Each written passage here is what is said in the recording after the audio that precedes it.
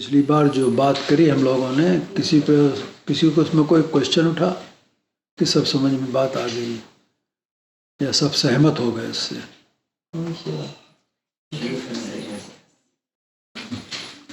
लगता नहीं पड़ा। चलिए, आज शुरू करने के पहले हम एक पैम्फलेट लाए। ये पैम्फलेट हालेलुया एकर्स, एक क्रिश्चियन संस्था है, तो वो छापते हैं ये। तो उन्होंने हमको ये मिली, तो हमने कहा ये इंटरेस्टिंग बात है, सबको बताना चाहिए। तो इसमें जो पहले हेडलाइन है, गॉड्स ओरिजिनल डाइट। तो इसका जो सारांश है वो कहते हैं, व्हेन गॉड क्रिएटेड मैन, अब ये क्रिश्चियनिटी का है, ही placed him in A garden and told him his diet was to consist of raw fruits and vegetables. On this diet, man lived an average of 912 years without any sickness. He stayed healthy. Following the flood, the Great Flood, which we also have mentioned in Quran, Great Flood, meat and cooked food were added to the diet. As a result, sickness entered the human race and man's lifespan declined from an average of 912 years to 100 years. By the time you get to the end of the Genesis, that's what they are telling in Genesis. तो इसमें he has given, इसने अपना पूरा personal experience दिया। वो कहता है 40 साल की उम्र में हम इतनी बीमारियां हमको हो गई, किडनी की प्रॉब्लम हो गई, लिवर की प्रॉब्लम हो गई, सब हो गई, क्योंकि हम सब वही स्टैंडर्ड अमेरिकन खाना खाया करते थे, ब्रेकफास्ट भी, हर तरह का मीट मसाला सब खाते थे। तो उसने फिर चेंज करी अपनी डाइट, एंड ही चेंज, उसको बिल्कुल चेंज कर दिया, फ्रूट एंड वेजिटेबल पे रहने लगा। अब वो कहता है कि उसके बाद थोड़े दिनों के बाद उसकी हेल्थ बहुत अच्छी हो गई। अब हमारे यहाँ भी कहते हैं ना, vegetarian diet is the best diet. वो भी कैसी, सात्विक डाइट अच्छी होती है, ज़्यादा मिर्च मसाला नहीं, सात्विक डाइट अच्छी होती है। फ्रूट वेजिटेबल खाओ तो, जो human body is made like that. So it's not just us, it's also mentioned in the Christian literature too. So I thought I'll share it with you.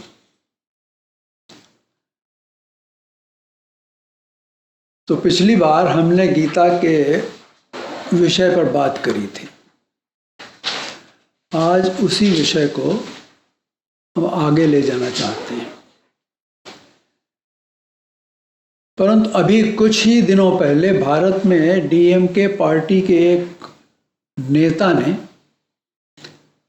सनातन धर्म उन्मूलन संस्था की मीटिंग में तमिलनाडु के मंत्री उदयनिधि स्टालिन ने कुछ कहा, जिस पर हमने कुछ कहने की आवश्यकता समझी। हम इस बात को समझते हैं कि हमारे इस प्लेटफॉर्म की पहुंच बहुत लिमिटेड है, परंतु प्रत्येक सनातन धर्मी को इसके बयान पर प्रक्रिया करनी चाहिए, क्योंकि ऐसी सोच एक कैंसर की तरह बन गई है भारत में। वो कहता है कि सनातन धर्म जो है वो एक डेंगू मलेरिया की तरह है। आगे जाकर लोग कहने लगे ये HIV है। कहते हैं इसको कंट्रोल नहीं करना, इसको तो पूरी तरह से इसका अंत कर देना चाहिए। ऐसी समझ डीएमके पार्टी के इंडिया में है, सनातन धर्म को ही खत्म कर दो।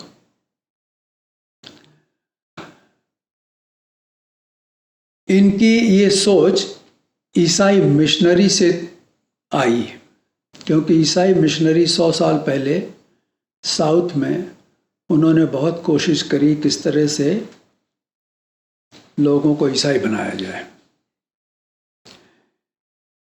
तमिलनाडु मद्रास प्रेसिडेंसी का भाग है। जो ब्रिटिश काल में मद्रास प्रेसिडेंसी होती थी, उड़ीसा लग जाती थी वो। लगभग 100 साल पहले ब्रिटिश मिशनरी ने देखा कि तमिल ब्राह्मण की सोल हार्वेस्टिंग करना संभव नहीं है। उनका टर्म जो यूज़ करते हैं सोल हार्वेस्टिंग, ये सब लॉस्ट सोल्स हैं, इनको बचाना चाहिए।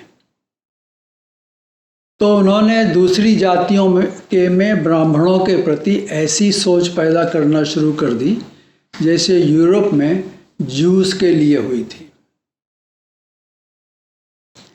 इस सोच का समर्थन बीजेपी को छोड़कर अन्य सभी पार्टियां कर रही हैं आजकल। ये इलेक्शन का टाइम आ रहा है। हम सभी भारतीय सनातनियों से निवेदन करते हैं कि आप बीजेपी को ही अपना वोट दें। हम उसके वो नहीं हैं, उनके एजेंट नहीं हैं, लेकिन धर्म के बगैर देश नहीं रह सकता है। क्योंकि पहली स्थिति है वो परिवार की स्थिति होती है। परिवार भी किससे चलता है? धर्म से चलता है। परिवार जब कई परिवार मिल करके रहते हैं तो गांव बन गया, सपोज करिए शहर बन गया, वहाँ भी धर्म की बहुत आवश्यकता होती है।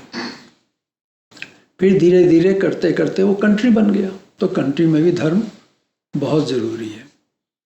अभी देखिए G20 की जो बैठक हुई दिल्ली में, आप लोगों ने पता नहीं किसी ने देखा कि नहीं देखा, उसमें नरेंद्र मोदी ने भारतीय संस्कृति को दिखाया अपफ्रंट, बिल्कुल।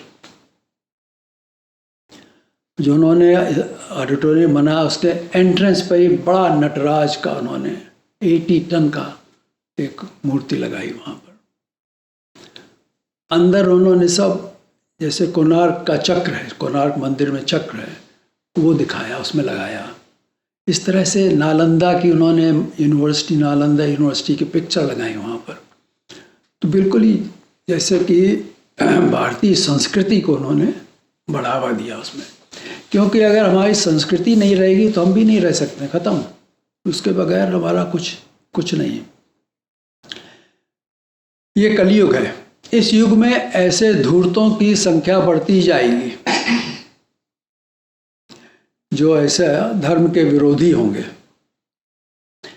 याद रखिए कि ये वही तमिल आतंकी हैं जिन्होंने राजीव गांधी जी की हत्या करवाई थी, सेपरेटिस्ट।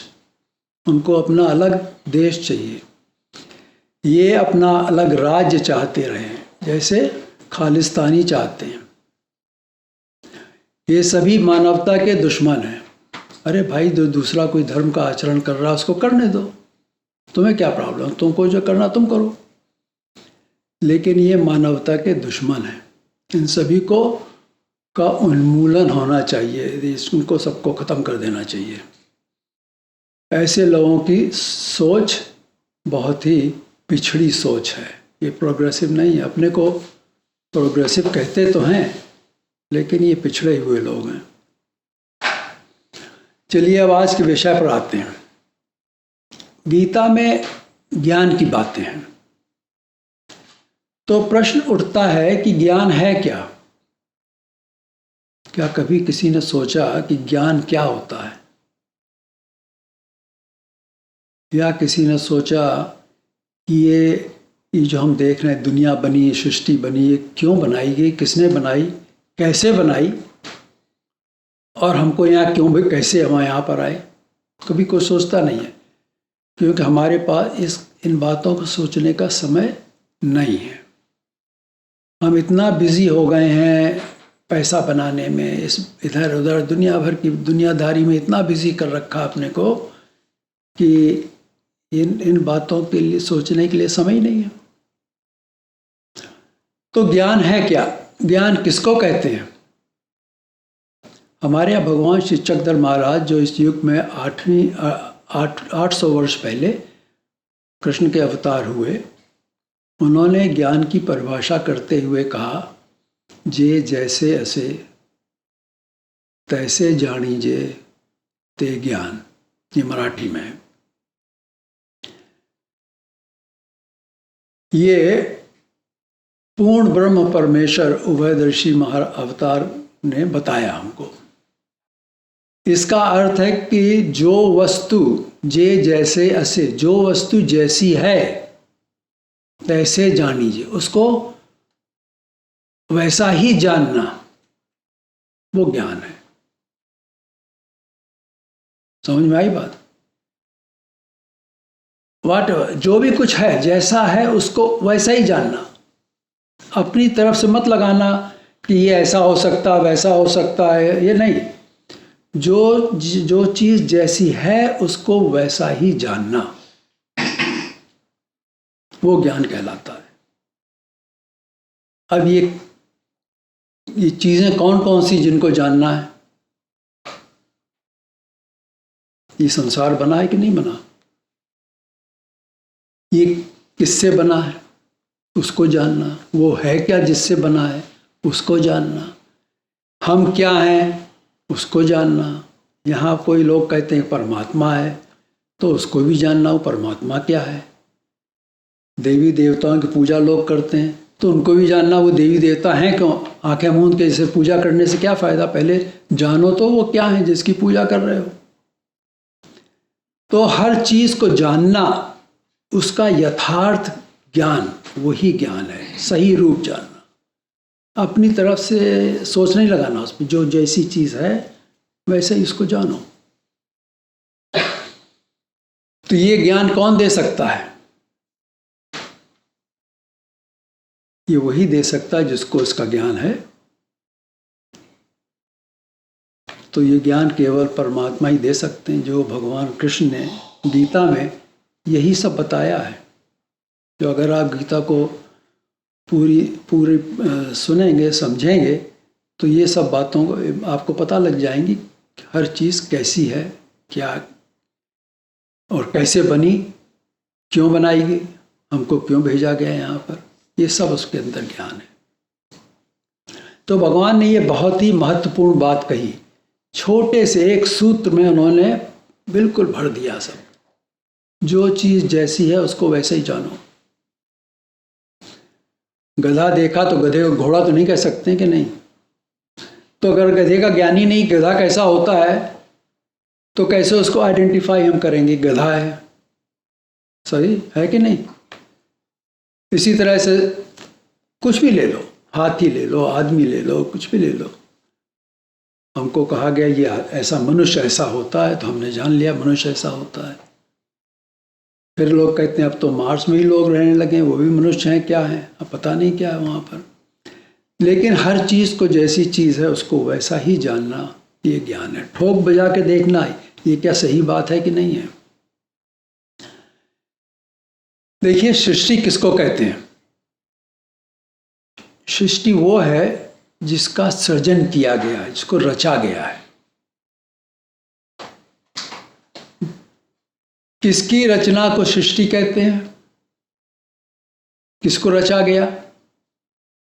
ये जो अनंत ब्रह्मांड रचे गए हैं, एक ब्रह्मांड नहीं, एक यूनिवर्स जिसमें हम हैं, इस ऐसे अनंत ब्रह्मांड हैं, उनको सृष्टि रचना कहते हैं। ब्रह्मांड को रचना, बनाना, ये सृष्टि रचना होती है। ये जो अनंत ब्रह्मांड हो गए, उनको सृष्टि रचना कहा गया। जब हम सभी इस पृथ्वी पर स्थित हैं, ये एक ब्रह्मांड का भाग है। पृथ्वी जो है, एक इस ब्रह्मांड का एक भाग पृथ्वी है जिस पे हम रहते हैं।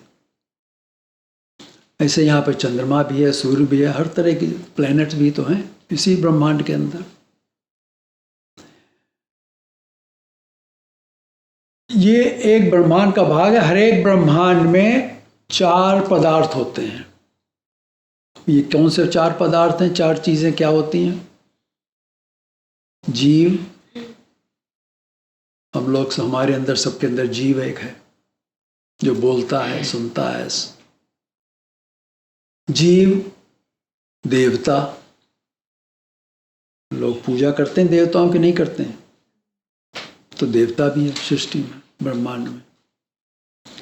सबसे बड़ी देवता पृथ्वी ब्रह्मांड में कौन सी है? उसको कहते हैं विश्व देवता। ऐसे धीरे धीरे इंद्र देवता भी हैं, सूर्य देवता भी हैं, सब देवता तरह तरह के देवता हैं। तो देवता को भी जानना, पहले जीव को जानना, जीव क्या है, देवता को जानना, और उसके बाद ये जो प्रपंच है, ये जो मट्टी, पहाड़, पेड़, ये सब जिससे बने हैं, हमारे शरीर का जो ढांचा, ये मांस वगैरह, ये सब प्रपंच है। इसको भी जानना, ये क्या है, प्रपंच की विशेषता क्या है। वो समय के हिसाब से खत्म होता जाता है। शुरू होने में बहुत अच्छा, जैसे टाइम बढ़ता जाता है वो उसको कहते हैं खुर जाता है। खुर का मतलब वो खत्म होता जाता है। इसीलिए तो हमारा शरीर बूढ़ा हो जाता है कि नहीं हो जाता है, क्योंकि प्रपंच है। तो उसमें चेंज, हमेशा चेंज आता रहता है, हर क्षण चेंज आता रहता है उसमें। और चौथा पदार्थ जो हमको जानने वाला है वो है परमेश्वर, वो जो सबका मालिक है। इन चारों के यथार्थ रूप को जानना, सही रूप को जानना, ये ज्ञान कहलाता है। कितना सिंपल है कि चार चीजों को जब जान लिया तो ज्ञान हो गया। लोग दुनिया में ज्ञान को बड़ी बड़ी बातें करते हैं, ज्ञान ये है, ज्ञान वो है, ज्ञान वो है, बड़े ज्ञानी बैठे हैं सब। नहीं, चार चीजों को जान लिया वो ज्ञान हो गया। तो प्रश्न उठता है कि सृष्टि की रचना क्यों करी गई? भगवान ने बताया कि सृष्टि की रचना जीव के उद्धार करने के लिए करी गई। अदरवाइज नहीं तो उसके क्या जरूरत थी, सृष्टि रचना क्या जरूरत थी? कुछ लोग कहते हैं भगवान बैठे बैठे खेल कर दिया, उन्होंने खेलने लगे। अरे भगवान कोई, उनके पास क्या यही काम है, खेलना उनके पास, उनका खेल है, उससे सृष्टि रचना कर दी उन्होंने। नहीं, उसका हर चीज, अजय को देखो, भगवान को देखो, भगवान को परमेश्वर कहा हमने, है सबसे बड़ी पावर, सबका मालिक। तो उसको खेलने की क्या जरूरत है? वो तो अपने आनंद में बैठा हुआ, उसको कोई जरूरत ही नहीं खेल कूद की। तो ये उसने इसलिए करी कि जीव जो है उनका उद्धार करना, उनको उद्धार के मतलब जिस स्थिति में है उससे उनको ऊपर उठाना, ऊर्ध्व गति। इसलिए हिंदू धर्म के अंदर कुछ लोग होते हैं, साधु लोग, उनको कहते हैं ऊर्ध्वरेता। वो अपने रेतस मतलब अपनी शक्ति को ऊपर ले जाते हैं, संसार में नहीं उसको वेस्ट करते हैं, उसको ऊपर ले जाते हैं अपने कल्याण के लिए। तो भगवान ने बताया कि सृष्टि की रचना जीव के उद्धार के लिए करनी पड़ी। सृष्टि रचना करके उसमें क्या किया गया? जीवों को लाया गया। और अब किसी का उद्धार करना, किसी को ऊपर उठाना है तो उसको बताना पड़ता ना, क्या करो तब ऊपर उठोगे, क्या है कि नहीं? अगर नहीं बताया तो ऐसे थोड़ी जादू है कि उठ गया उसको ऊपर उठा दिया, नहीं। तो उसको बताया गया कैसे ऊपर उठना है। तो वो उसके लिए उसको ज्ञान दिया गया, उन जीवों को ज्ञान दिया गया, उसको बताया गया कि तुम ऐसा करोगे तुम ऊपर उठोगे, ऐसा तुम करो इससे तुम अपने को ऊपर उठाओ। अब यहाँ पे एक बात समझना है, एक कहावत है इंग्लिश में, God help those who help themselves. तो परमेश्वर ने बुलाया, सृष्टि में हमको लाए वो, और हमको ज्ञान दे दिया कि इस तरह से तुमको अपने को ऊपर उठाना है। लेकिन उठाना हमको अपने आप ही है, ये नहीं कि कोई उठा ले जाएगा हमको ऊपर, नहीं। हमको अपने ही सामर्थ्य से अपने को ऐसा बनाना है जिससे अपने को ऊपर उठा सकें। जैसे छोटा बच्चा होता है, छोटा बच्चा खड़ा नहीं हो सकता कि नहीं? तो क्या होता है, उसको समय लगता है, उसके अंदर फिर शक्ति पैदा होती है, उसकी मसल्स बढ़ती हैं, फिर वो खड़ा हो जाता है। है कि नहीं? इसी तरह से ज्ञान दिया भगवान ने। अब उस ज्ञान को हमें समझ करके उसको उसका प्रयोग करना है, अपने यूज़ करना उसको, जिससे कि हम अपने को ऊपर उठा सकें।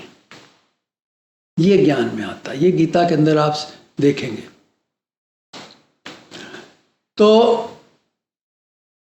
जीव को 4 पदार्थों का ज्ञान भगवान ने बता दिया और उसे बताया कि ये क्या करे, क्या करना चाहिए जिससे उसका उद्धार हो सकता है। वो रास्ते दिखाते हैं, ये नहीं कि वो करेंगे, खुद नहीं करते हैं, तो रास्ता दिखा देंगे, ऐसा करो तो ऐसा होगा। जैसे कि आप कॉलेज गए, आपने कोर्सेज लिए, अब प्रोफेसर ने आके पढ़ा दिया आपको, है कि नहीं, बस ज्ञान दिया उस सब्जेक्ट का, लेकिन एग्ज़ाम तो आपको ही देना पड़ेगा ना। आपको ही तो उसको तैयारी करना पड़ेगी कि हम इसके काबिल बन जाएं कि एग्ज़ाम में हम हाईएस्ट ग्रेड पाएं या क्या पाएं। वो प्रोफेसर तो नहीं आपको ऊपर बढ़ा देगा कि हाँ चलो तुम पास हो गए। करना हम ही को है। तो परमेश्वर के बताए मार्ग का आचरण करना जो है वही परमेश्वर भक्ति है, जिससे कि हम अपने को ऊपर उठा सकते हैं। अब देखिए वनिता जी बैठी हैं, ऊपर उठना पड़ेगा इनको, अपने आप ही उठना पड़ेगा कि नहीं? ठीक है, बराबर ना। तो उसकी शक्ति नहीं है तो अपने आप को उठा नहीं सकते हम, तो हमको किसी की जरूरत पड़ती, भाई हमको उठा लो, है कि नहीं? तो अब क्या हो गया, हम उसके अधीन हो गए कि नहीं हो गए? हमारी स्वतंत्रता चली गई, हम पराधीन हो गए। तो अज्ञान में क्या होता है, मनुष्य पराधीन हो जाता है। समझ रहे हैं अब आप? गुरुजी, अगर गुरुजी का सुना तो अधीन कैसे हुए ऊपर चढ़ने के लिए? नहीं, हम कह रहे हैं ज्ञान जब तक नहीं है तब तक मनुष्य पराधीन हो जाता है। जब तक नहीं, जब ज्ञान हो गया तो समझ गया क्या चीज क्या है, यथार्थ रूप जान गया उसका। कोई से कुछ कहता नहीं है भाई ये नहीं, ये ठीक नहीं, हमको तो यही ठीक लगता है, यही ठीक हमारे लिए। समझ गया? आपको रोड मैप मिल गया कहीं जाने का, तो जिसने रोड मैप बनाया आपको उस पर विश्वास करना पड़ता है कि नहीं करना पड़ता? सही बनाया होगा, अगर गलत हुआ तो गलत जगह पहुंच जाएंगे कि नहीं पहुंच जाएंगे? ठीक। लेकिन आप रोड मैप आपके पास हो गया, इसके मतलब ये नहीं कि आप वहां पहुंच जाओगे, उसको फॉलो करोगे तभी तो पहुंचोगे वहां पर। ठीक है। तो ज्ञान जो है जब आया तो उससे क्या, इसको कहते हैं ज्ञान चक्षु खुल गए, आंखें खुल गई, दिखाई देने लगा हमको हर चीज कैसी है। नहीं तो लोग बेवकूफ बनाएंगे हमको। संसार में तो लोगों का काम ही है दूसरों को बेवकूफ बनाना, अपना उल्लू सीधा करना, है कि नहीं? ज्यादातर लोग यही तो है। चलिए हम ये आप लोगों से कहेंगे बीच बीच में सवाल कर लो, उसमें अच्छा रहता है। Is it okay? तो गुड। हाँ। क्योंकि ये कोई ये लेक्चर नहीं, ये इंटरेक्शन की तरह हम करना चाहते हैं। दैट इज बेटर, हमारे लिए वो अच्छा है। उससे समझ बढ़ेगी लोगों की और हमको भी समझाने में आसानी होगी। ठीक है। यहाँ पर हम और आप सब इकट्ठा सीख रहे हैं, हम भी सीख रहे हैं, आप भी सीख रहे हैं, हम भी सब सीख रहे हैं इसमें। इसलिए ये ज़रूरी है कि ये नहीं समझिए हम इतने वहाँ गुरु बन गए, नहीं, हम भी आपकी तरह हैं, हम भी सीख रहे हैं।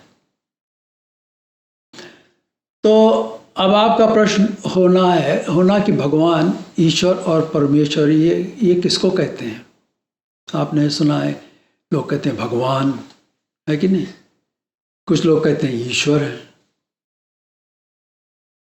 फिर लोग कहते हैं परमेश्वर है। ये सब क्या है, मतलब क्या है इसका सबका? कभी सोचा? ये प्रश्न होना स्वाभाविक है, नेचुरल है कि प्रश्न हो। अगर कोई इसको सुनेगा तो उसके अंदर प्रश्न तो उठेगा ही, ये इसको भगवान कह रहा है, वो उसको ईश्वर कह रहा है, उसको कुछ और कह रहा है, उसको अल्लाह कह रहा है, ये क्या है। तो पहले लेते हैं भगवान। भगवान उसे कहते हैं जिसके पास भग हैं।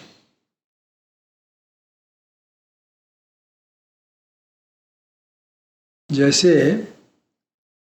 किसी के पास गाड़ी होती है, पुराने ज़माने में बैलगाड़ी होती थी, नहीं होती थी, तो उसको चलाता था, उसका जो मालिक था उसको कहते थे गाड़ीवान, है कि नहीं। इसी तरह जिसके पास भग है वो हो गया भगवान। आप धीरज रखिए, आप पहुंच रहे हैं। धीरे धीरे चलती गाड़ी है, ये फास्ट ट्रेन नहीं है।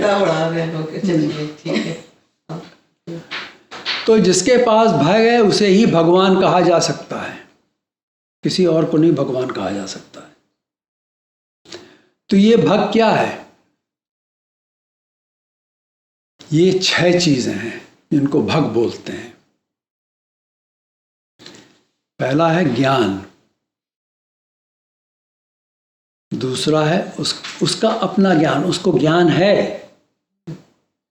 दूसरी चीज उसका अपना प्लेजर, उसके पास अपना सुख है, वो अपने में सुखी है वो।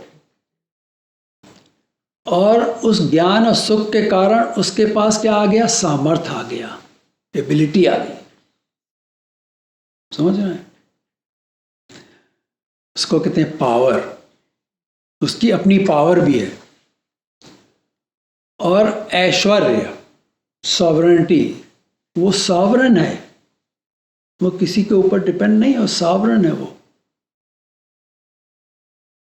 और 5वां है प्रकाश, उसकी अपनी लाइट है, उसको किसी लालटेन की जरूरत नहीं है, उसके पास लाइट है अपनी, वो देख लेता क्या उसको अपनी लाइट से। और 6ठी चीज जो है स्वरूप, उसका जो फॉर्म है, जिसका उसका कितना फैलाव है। समझ गए आप? तो जिसके पास ये 6 चीजें हैं उसको हम भगवान कहेंगे। अब लोग कहते हैं मनुष्य कोई आ गया, साधु महात्मा आ गए, अरे भगवान आइए बैठिए, भगवान है। अरे क्या पागलपन है, ये भगवान कैसे बना दिया उसको आपने? उसका अपना सुख नहीं है, वो भी दुखी रहता है, कितना भी ज्ञानी हो दुखी तो हो गई वो। भूख लगेगी उसको कि नहीं लगेगी?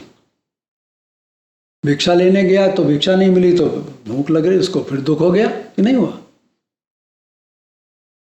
और उसको ज्ञान लिमिटेड ज्ञान है, थोड़ा सा ज्ञान है, एक आध श्लोक उसको कहीं से मंत्र आ गए, उसको लिए करता रहता हो।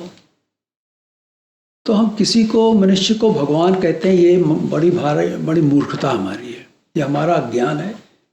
क्योंकि किसी मनुष्य के पास ये 6 में से कोई चीज़ें नहीं है।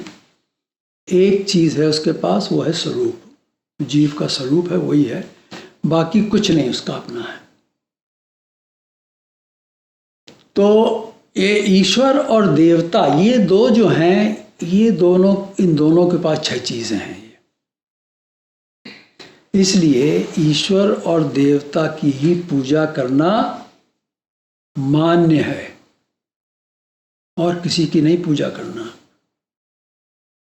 लोग गए, उनका साईं बाबा आ गए, देखो साईं बाबा की पूजा कर लो। अरे वो तो मनुष्य आदमी बैठा हुआ है, क्या उसकी पूजा करना?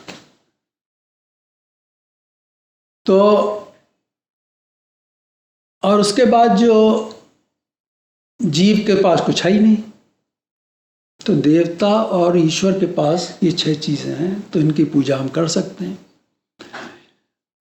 और उसके बाद जो प्रपंच है, उन्होंने कहा चलो एक पत्थर ले आओ, और उस जैसे सत्यम शिवम सुंदरम में नहीं है, पत्थर ला के टीका लगा दो उसके ऊपर, पूजा करने लो, भगवान हो गया वो।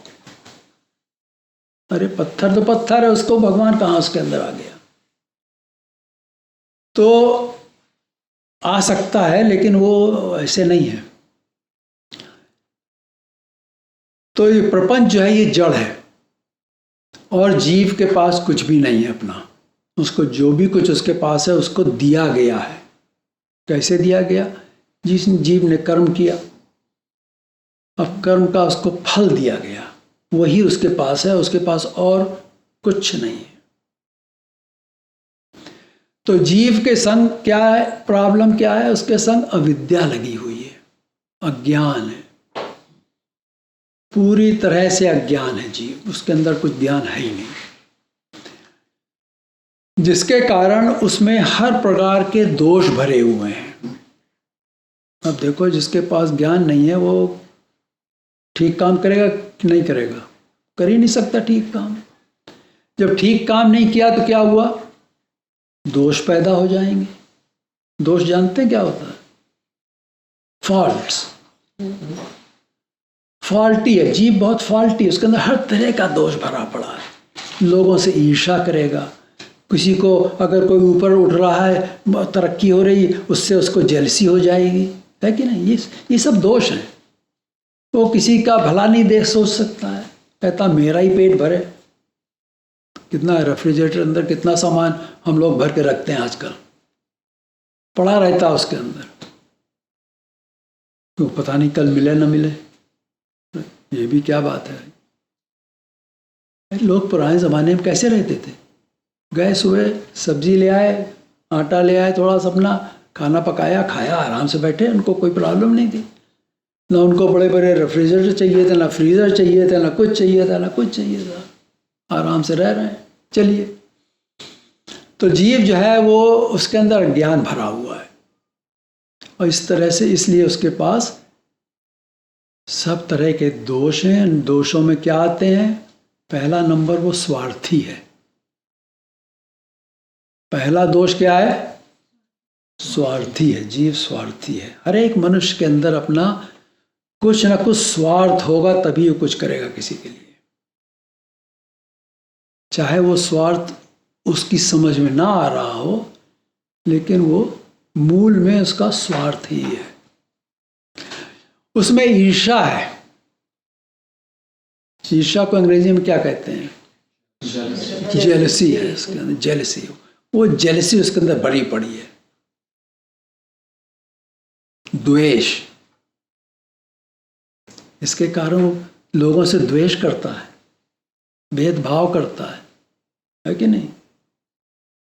उसके अंदर काम भरा पड़ा है, कामनाएं, दिन एवरी मोमेंट, हर मोमेंट वो कुछ ना कुछ कामना करता रहता है।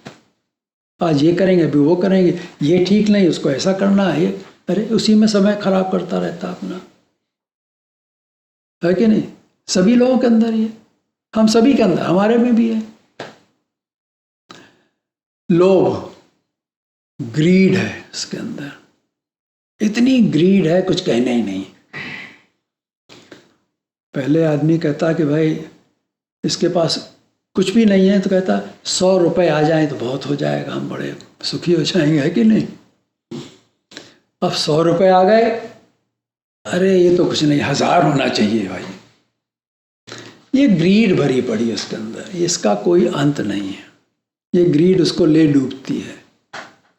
ये सब दोष जीव के अंदर भरे हुए हैं। तो ज्ञान की परिभाषा क्या बताई? जो चीज जैसी है उसको वैसा ही जानो, वो ज्ञान है। तो अभी हमने देखा जीव कैसा है। जीव का ज्ञान धीरे धीरे हो रहा है कि नहीं हो रहा?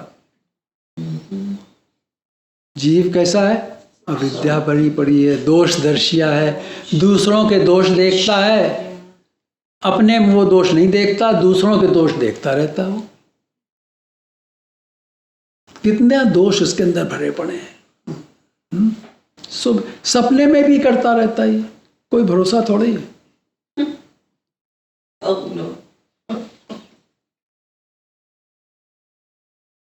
तो ये हो गया जीव। अभी और भी बातें जीव के बारे में बताएंगे आगे जाकर के, लेकिन ये इतनी बहुत है अभी आज के लिए। इसीलिए जब कोई ज्ञान की ओर बढ़ता है तो उसको जब ये ज्ञान हो जाता है कि हमारे अंदर सब दोष भरे हुए हैं, तो वो परमात्मा से उसके लिए प्रायश्चित करता है। दिन के दिन रोज सुबह शाम रात को सोने से पहले और उठ के प्रायश्चित करता हूँ कि भगवान हमसे जो गलतियाँ हुई उसको माफ़ कर दो, हमारे अंदर दोष भरे हुए। कम से कम वो एक्नॉलेज तो करता है कि हमारे अंदर दोष है। ये तो नहीं कि नहीं एक्नॉलेज नहीं, हम तो बड़े अच्छे आदमी हैं, हमारे अच्छा कोई ऐसा कोई है ही नहीं भाई। तो ये जो प्रायश्चित है कर्म के साथ कैसा वे करता देखिए है? प्रायश्चित अर्थ समझिए शब्दों का। प्रायश्चित जो हमारी चित्त, ये जो हमारे अंदर जो विचार आते हैं ये चित्त में इनको चेतना बोलते हैं। ये चित्त है, एक के बाद एक के बाद एक के आज विचार आते हैं, उसी विचार के आधार पर हम कुछ काम करते हैं। तो जो भी हमने किया, गलत सही जो भी कुछ हुआ, हमको तो पता नहीं हमसे गलती हो गई क्या हो गया, लेकिन हमने किया। तो भगवान से प्रार्थना करते हैं कि हमको जो किया प्रायश्चित, हमारा चित्त जो है उसकी स्थिति प्राय मतलब पहली की तरह हो जाए, इससे पहले जो थी वैसी हमारी स्थिति हो जाए।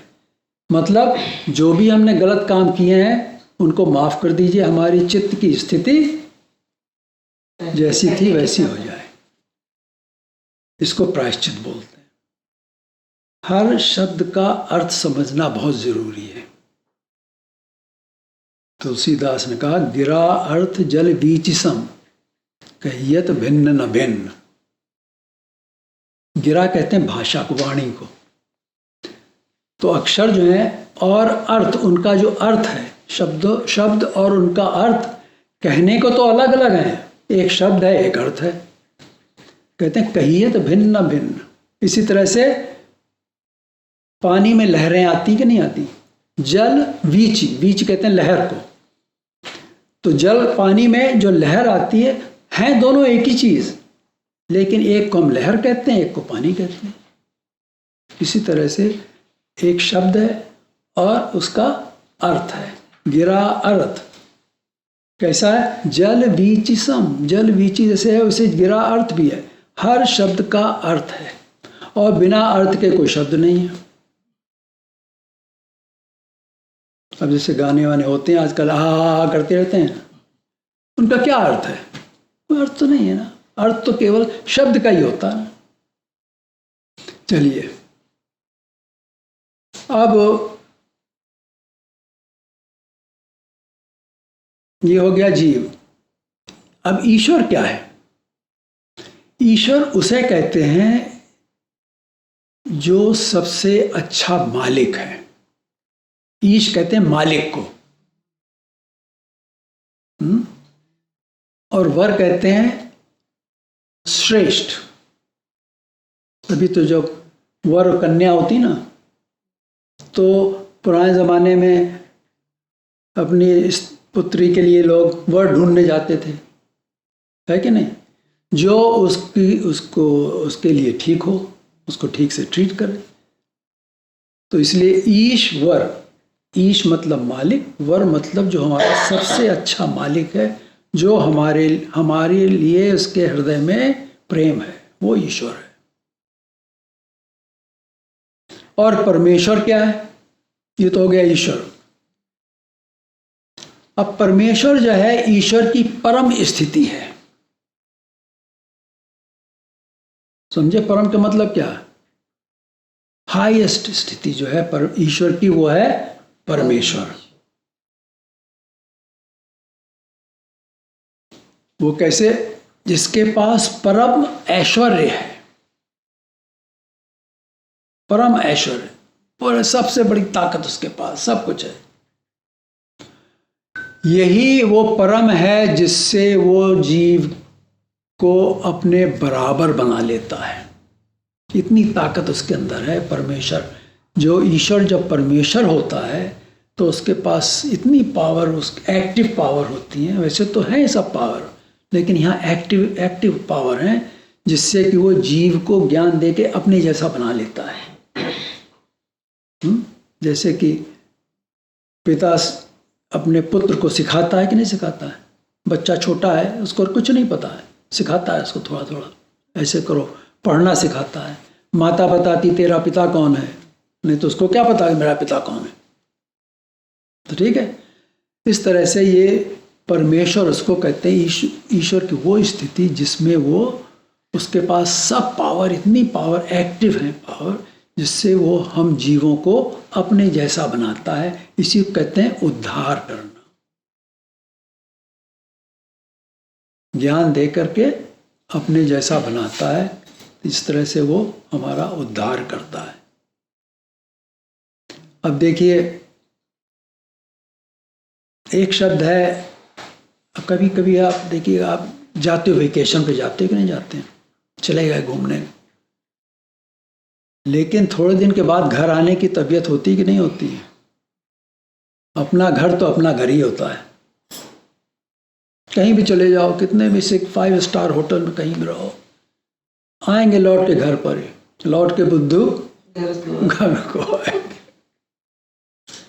क्यों? क्योंकि वो हम उसको जानते हैं, ये हमारा घर है। उसके साथ हमारा कुछ नाता है। अब कुछ घर में कोई नहीं रहे अगर थोड़े दिन, तो घर की क्या स्थिति होती है? डिक्लाइन होता रहता है, घर डिक्लाइन हो जाए, क्योंकि प्रपंच है, ये तो खत्म हो जाएगा।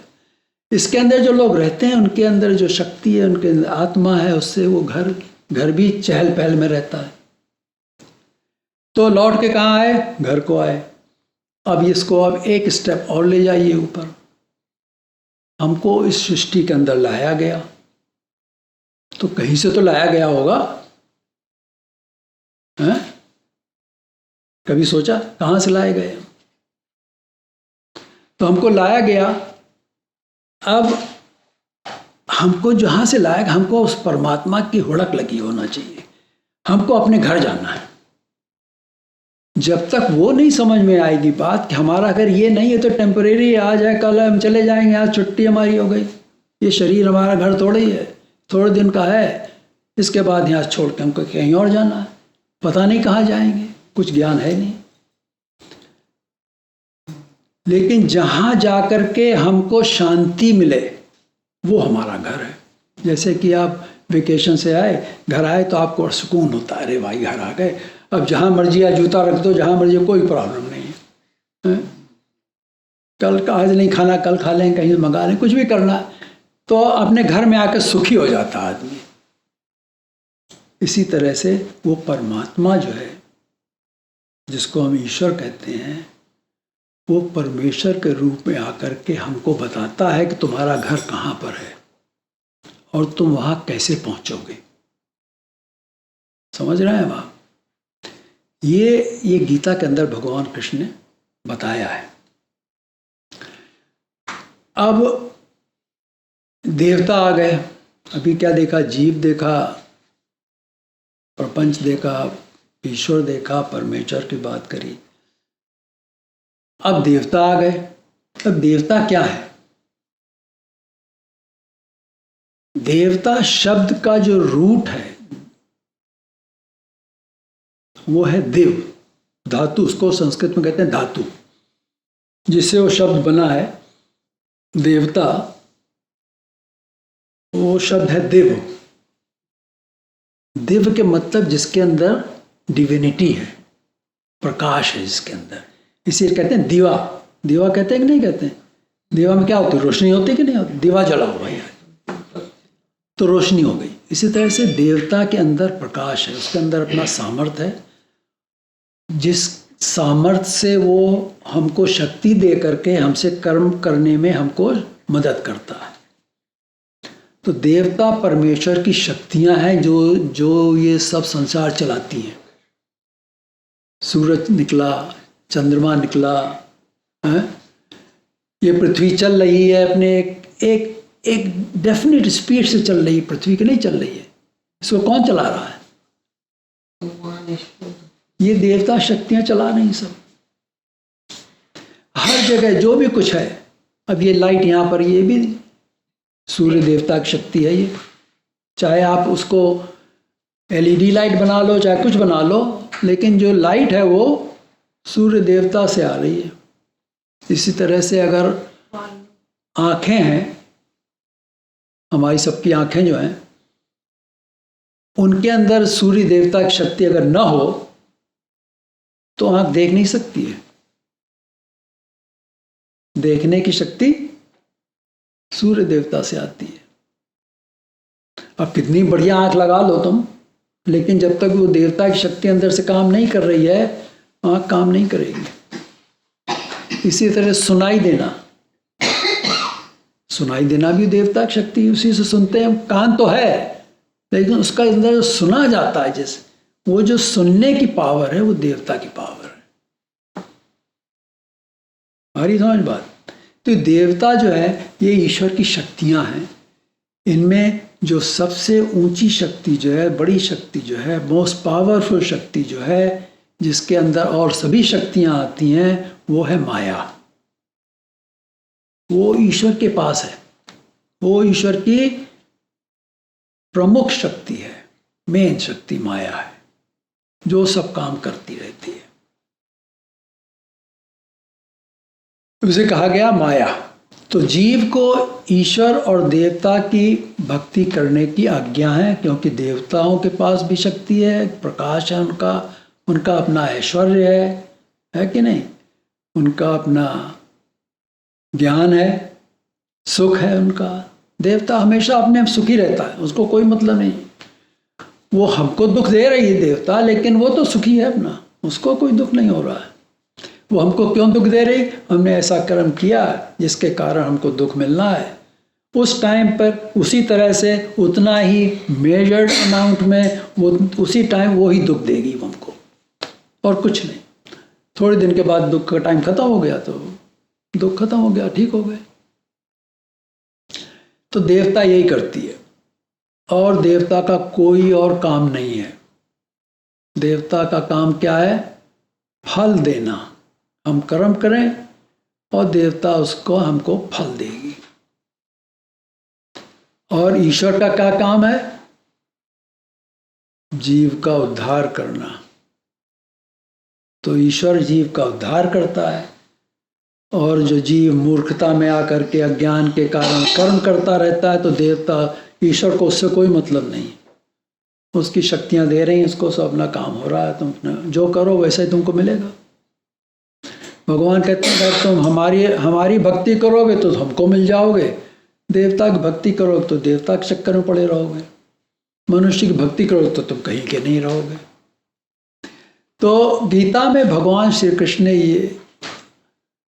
ये सब ज्ञान अर्जुन को बताया। इसलिए गीता जीव कल्याण के लिए बहुत महत्व रखती है। चलिए अब आगे चलते हैं। हमको अन्य धर्मों को वैसा ही जानना है जैसे वे हैं, क्योंकि ज्ञान क्या कहता है? जो चीज़ जैसी है उसको वैसा ही जानना ज्ञान है। तो अगर हम किसी दूसरे धर्म के बारे में जानना चाहते हैं, हमको एग्जैक्टली जानना पड़ेगा वो क्या चीज़ है।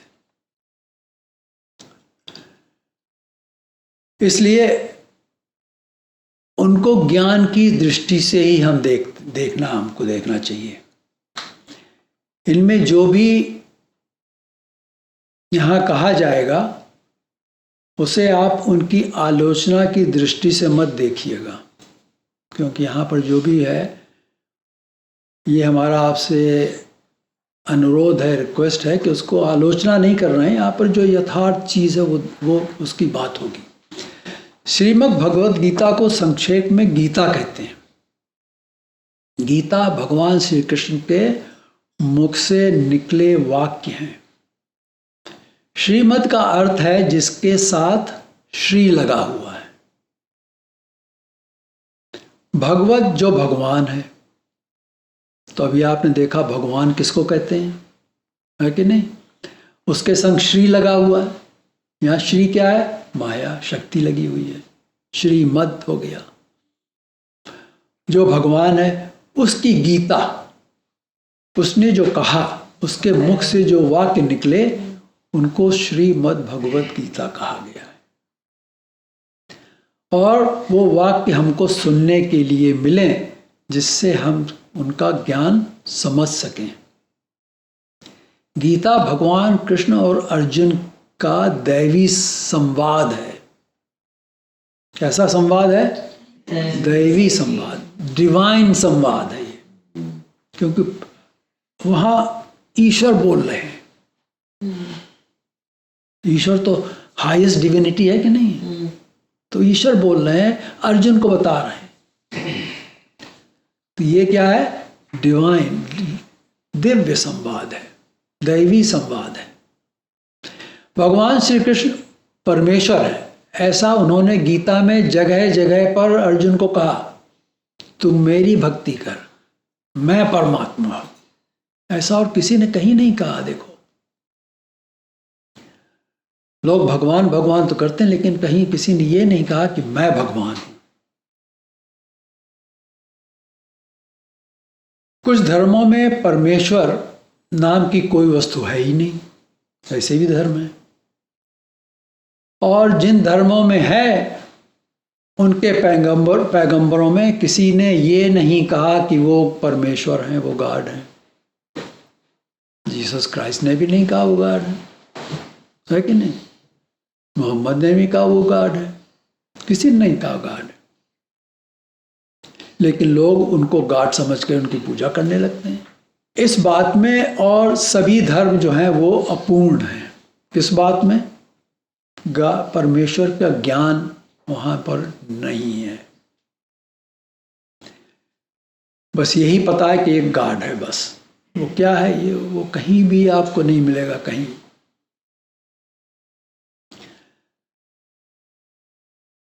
उनमें से कई स्वर्ग जाने के लिए, कुछ कहते हैं कि निर्वाण मिलेगा, कुछ कहते हैं कि हमको मोक्ष मिलेगा। इसके लिए मार्ग बताए जाते हैं सभी धर्मों में। इन किसी में ईश्वर का यथार्थ ज्ञान नहीं मिलता है। ईश्वर क्या है, क्यों नहीं मिलता है? ईश्वर का ज्ञान केवल ईश्वर ही दे सकते हैं, क्योंकि उनसे ऊपर कोई है ही नहीं जो उनके बारे में बता सके। वही दे सकते हैं, ईश्वर खुद ही दे सकता है अपना ज्ञान कि मैं क्या हूं। वो गीता में भगवान कृष्ण ने बताया।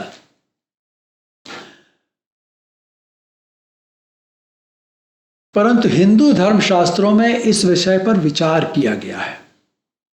दूसरे धर्म जो जुडाइक क्रिश्चियन धर्म है, उनमें एक तो हिंसा भरी हुई है, जबरदस्ती लोगों का धर्मांतरण करते हैं।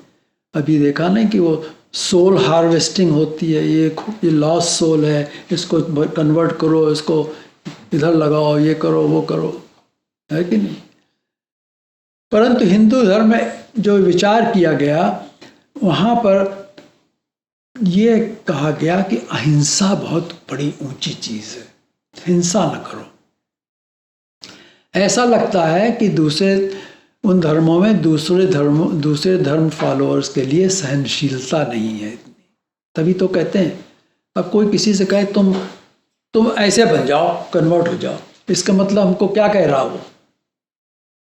हमारा जो मार्ग है तुमसे ऊंचा है, तुम नीचे हो, तुम ऊपर आ जाओ।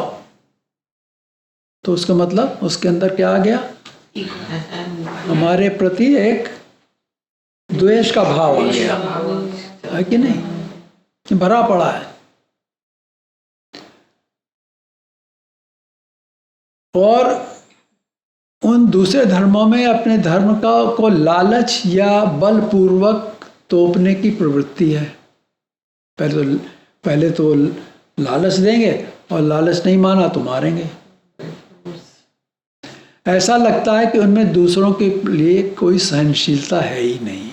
ये स्वाभाविक है, क्योंकि जो अपूर्ण है वो अपने को पूर्ण करने के उपाय करते हैं, परंतु उपाय भी अपूर्ण और या फ्लॉड होते हैं उनके,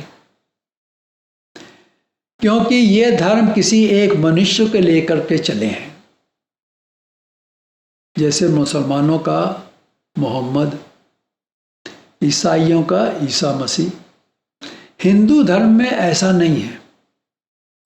हिंदू धर्म की ये विशेषता है कि ये धर्म किसी एक मनुष्य से नहीं है, क्योंकि चाहे राम या कृष्ण को न मानो, फिर भी हिंदू हो सकता है।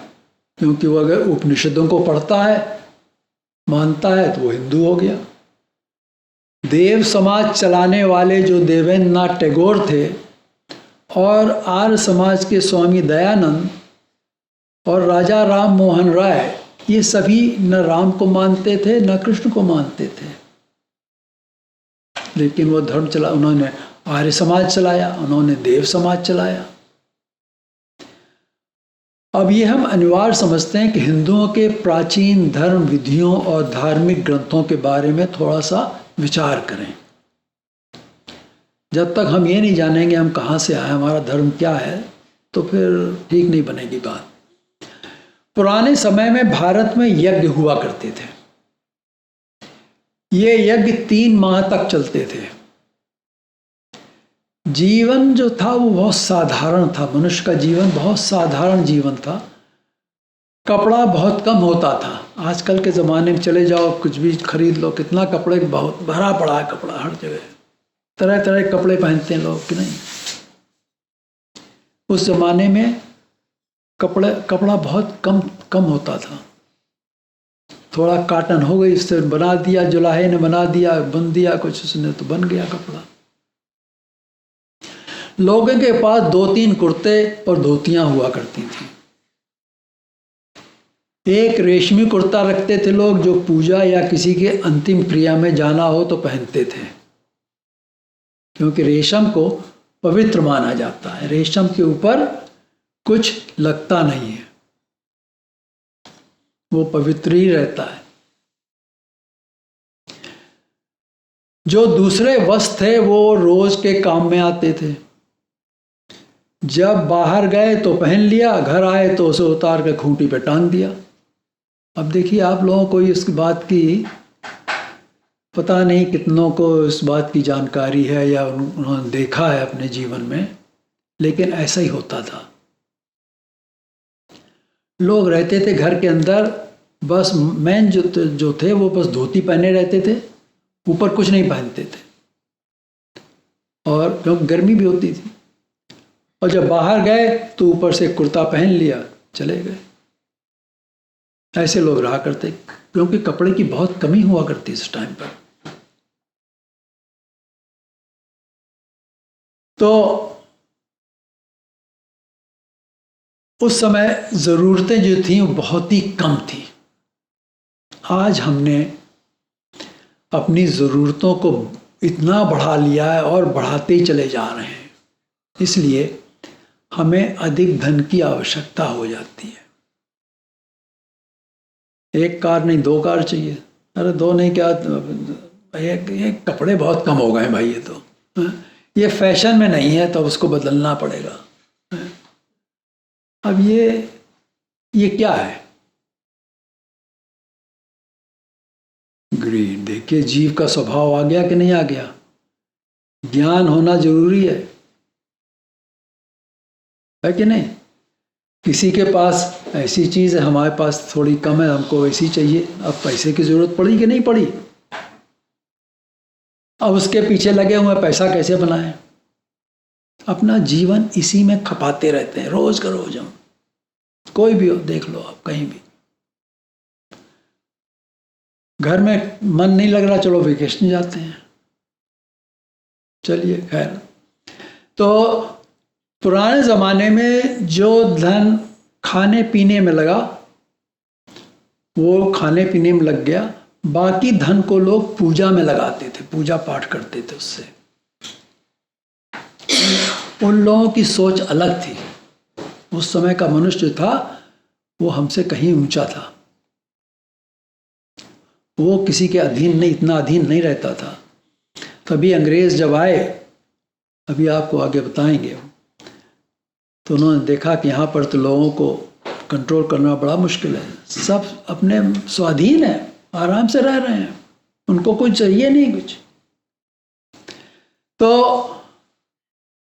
प्रत्येक यज्ञ के अंत में त्योहार आया करते थे। तो उस समय अधिक से अधिक समय धर्म और ईश्वर के कार्य में लोग लगाया करते थे, अपनी आध्यात्मिक शक्ति बढ़ाते थे। धीरे धीरे समय बदलने के साथ लोग इस ओर कम समय लगाने लगे और साप्ताहिक यज्ञ होने लगे। और कभी कभी 3 या 6 महीने के बाद भागवत सप्ताह कर दिया या कुछ सप्ताह कर दिया, बस यही करते थे, यज्ञ खत्म हो गए। अब ये करते करते कम होते होते अब क्या हो गया हिंदू धर्म के अंदर, महीने के महीने सत्यनारायण की कथा कर लो, बस यहां पे आकर रुक गया। और वो भी नहीं होता है। कितने लोग सत्यनारायण कथा करते हैं महीने के महीने? हाँ, आप करते हैं? चलिए, जानते नहीं हैं क्या? लोगों को पता ही नहीं क्या करना है, कैसे करना है। हम अभी गए थे, लोगों को पता है। अब यहां पर आके धर्म अटक गया। इस प्रकार धर्म ज्ञान रूप से गिरते गिरते कहानियों और दिखावों में बदल गया। सत्यनारायण कथा में क्या है? कथा है ना, कहानी। कलावती लीलावती आई, ये सब हो गया कि नहीं हुआ? उसमें जो ज्ञान की बात है वो झूठ बोला तो उसकी नौका डूब गई। क्या हुआ कि नहीं? का तो ज्ञान तो वो है ना कि झूठ बोला, उससे उसको ये फल मिला। सत्य नारायण का ना, नारायण उसी को मिलेगा जो सत्य बोलेगा। तो ज्यादातर लोग कथा में गए, आज क्या खाने को मिलेगा, देखें भाई वहां पर क्या प्रसाद में क्या मिलने वाला है, देखना है कि नहीं? नहीं, हमको तो मजा। लेकिन ये होता है, किसी ने कुछ बनाया, दूसरे ने कथा करी तो उसने कुछ उससे अच्छा बनाने की कोशिश करता, फिर वो।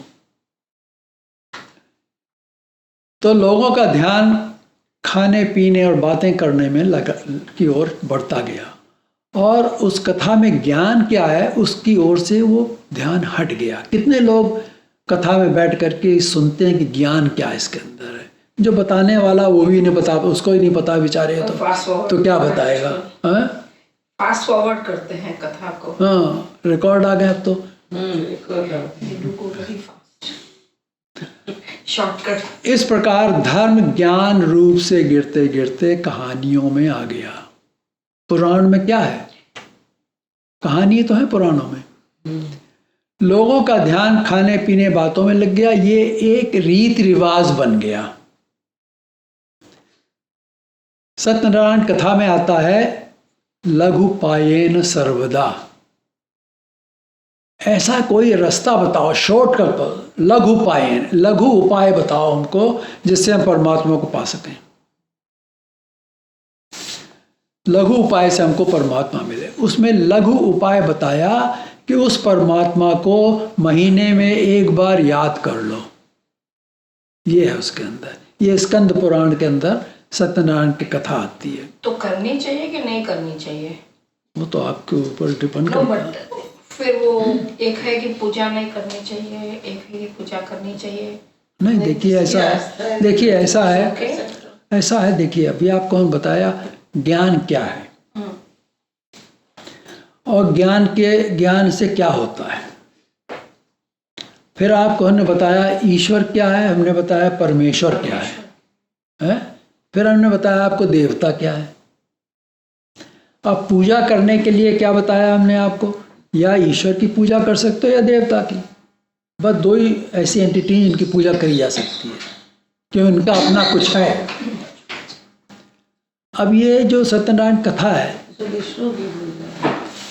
अब ये आपको जानना सत्यनारायण कोई देवता है कि नहीं है?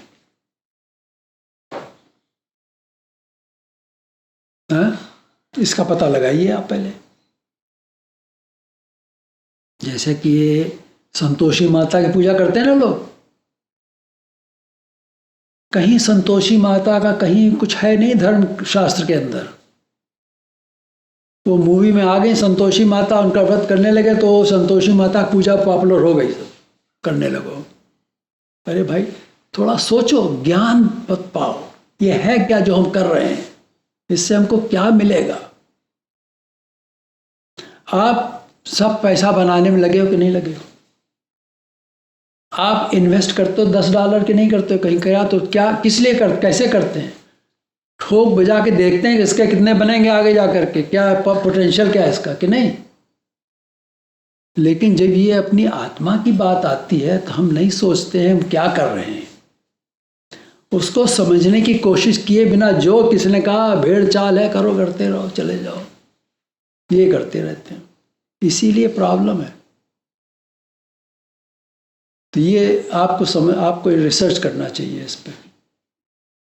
हम तो नहीं करते हैं। तो दूसरे धर्मों में लोग सप्ताह में एक बार याद कर लेते थे। मुसलमान जुमेरात और जुम्मे को दिन याद करते हैं, अल्लाह की इबादत करते हैं। जूस का दिन सैटरडे होता है, शनिवार होता है। और ईसाई लोगों का दिन होता है रविवार। संडे मत कहिए, रविवार कहिए। इतवार कहा आपने, इतवार क्या फर्क पड़ता है, वो सब भाषा समझते नहीं, हैं। वो भी अभी आगे समझाएंगे उसका हम आपको। अंग्रेजों की सत्ता आने के बाद प्रश्न उठा कि हिंदू क्या करें भारत में। हिंदू धर्म में मंगल के दिन हनुमान की पूजा लोग करते हैं, शुक्रवार को देवी की पूजा करने लगे। रोज का रोज कोई ना कोई व्रत आ जाता है कि नहीं। लेडीज कितना व्रत करती हैं हिंदुस्तान के अंदर। अगर ऐसा करते रहे तो सारे दिन छुट्टी में निकल जाते हैं, फिर तो रोज छुट्टी हो जाए फिर तो है कि नहीं। आज इस देवता की पूजा करना है, वो करना है, प्रदोष है, आज एकादशी आ गई है, देवोत्थान एकादशी आ गई, देव सोने चला गया उसके। अरे सब क्या तमाशा। ईसाइयों का विश्राम दिन जो सैबत जिसको बोलते हैं, अब इसको कहा विश्राम दिन। क्यों कहा विश्राम दिन, कभी सोचा आपने?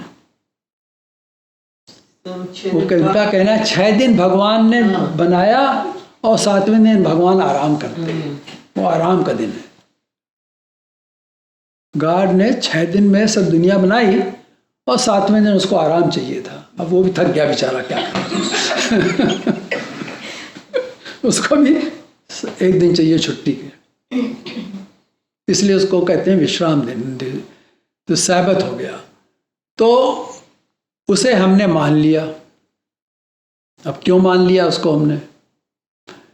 क्योंकि भारत में 10 जून 1890 में रविवार का साप्ताहिक अवकाश, साप्ताहिक छुट्टी का दिन घोषित किया गया था।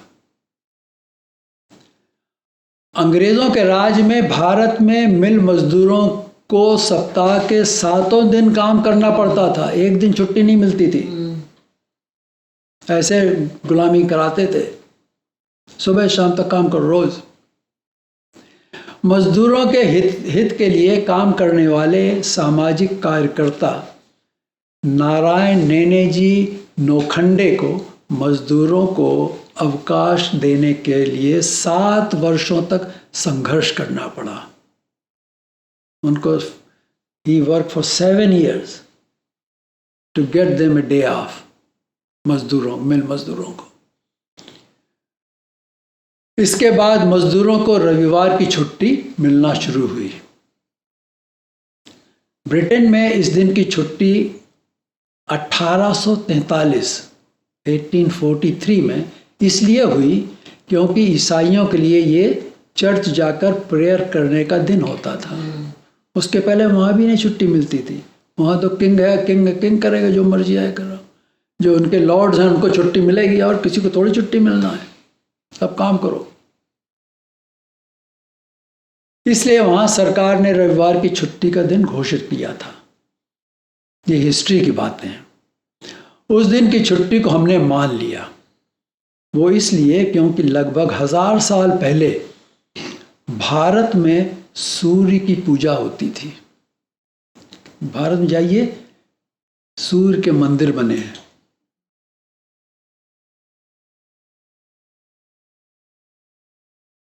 इसमें क्या होती थी सूर्य की पूजा में? गायत्री मंत्र पढ़ते थे। ये आज भी पवित्र माना जाता है। ये सूर्य का मंत्र है। गायत्री मंत्र जो है ये सूर्य का मंत्र है। इसमें सवितुर जो शब्द आता है, सवितुर वरेण्यम, सवितुर मतलब होता है सूर्य, इसे सविता कहते, इसी से वर्ड बना है सविता।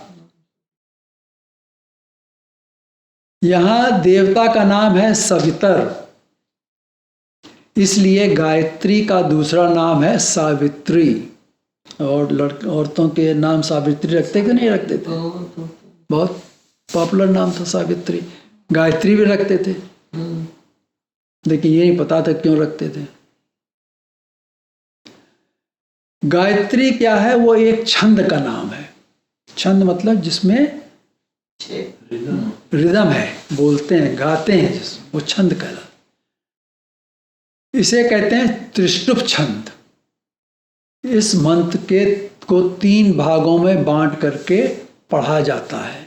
जैसे तत्सवितुर्वरेण्यं भर्गो देवस्य धीमहि धियो यो नः प्रचोदयात्, है कि नहीं? 8 इसको 3 जगह काट के पढ़ते थे। तो पहले है तत्सुरवरेण्यम, फिर भर्गो देवस्य धीमहि, फिर धियो यो नः प्रचोदयात्। इस तरह से इसको पढ़ा। इस तरह से जिस मंत्र को पढ़ा जाए वो गायत्री छंद है। अब इस मंत्र को गायत्री मंत्र क्यों कहा गया? हिंदी भाषा में जब कहते हैं बचाने के लिए शब्द आता है, त्राहिमाम कहते हैं कि नहीं कहते हैं? भगवान से कहते हैं त्राहिमाम त्राहिमाम, कहते हैं कि नहीं? नारद मुनि पहुंच गए वहां, भगवान विष्णु से कह रहे हैं त्राहिमाम कि परमात्मा मुझे बचाओ। इसमें त्राही का अर्थ है बचाना। गायत्री में गायन है, गायत्री से लिया गायन। गायताम त्रायते इत गायत्री, जिसको गाने से त्रायते हमको बचाती है जो शक्ति, वो गायत्री है। तो त्राही से लिया त्रा और गायन से लिया गाय, तो उससे बना गायत्री। इस मंत्र का जो जाप करता है, जाप मतलब गायन, गायन कहते हैं जाप को। कीर्तन भी, जाप को कीर्तन भी कहते हैं। भगवान कृष्ण कहते हैं सततम कीर्तयन्तो माम। ये नहीं कि मजीरा बजा के कीर्तन कर रहा, नहीं, याद करना, वो कीर्तन कहलाता है। किसी की कीर्ति को जानना वो कीर्तन है।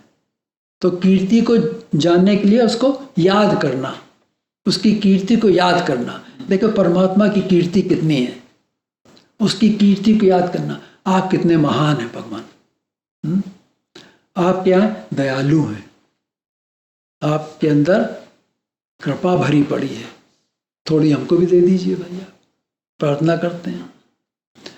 तो ये तो त्राही से त्रा लिया और गायन से लिए गाय, और इससे बना गायत्री। तो इसका जो जाप करे उसका जो उद्धार जो शक्ति करती है उसका नाम हुआ गायत्री।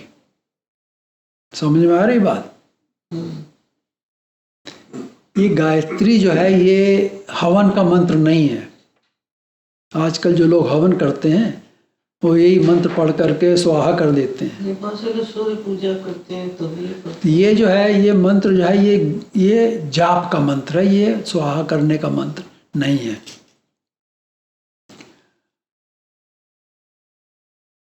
पहले कि इसे क्या करते हैं, प्रातः काल सूर्य चढ़ने के पहले पढ़ते हैं इसको। सूर्य जब उदय अभी हो रहा है तब पढ़ते हैं इसको, उस मंत्र का जाप करते हैं। ये नहीं कि शाम को 5 बजे बैठ कर गायत्री का मंत्र पढ़ने लगे, नहीं। क्यों? ये सूर्य का मंत्र है। तो जब सूर्य उदय हो रहा है उस समय पर पूजा करना है इसकी, सूर्य की पूजा करना है। तभी तो लोग तुलसी पे पानी चढ़ाते हैं, उस पर सुबह सुबह उठ करके, उसका भी अलग महत्व है।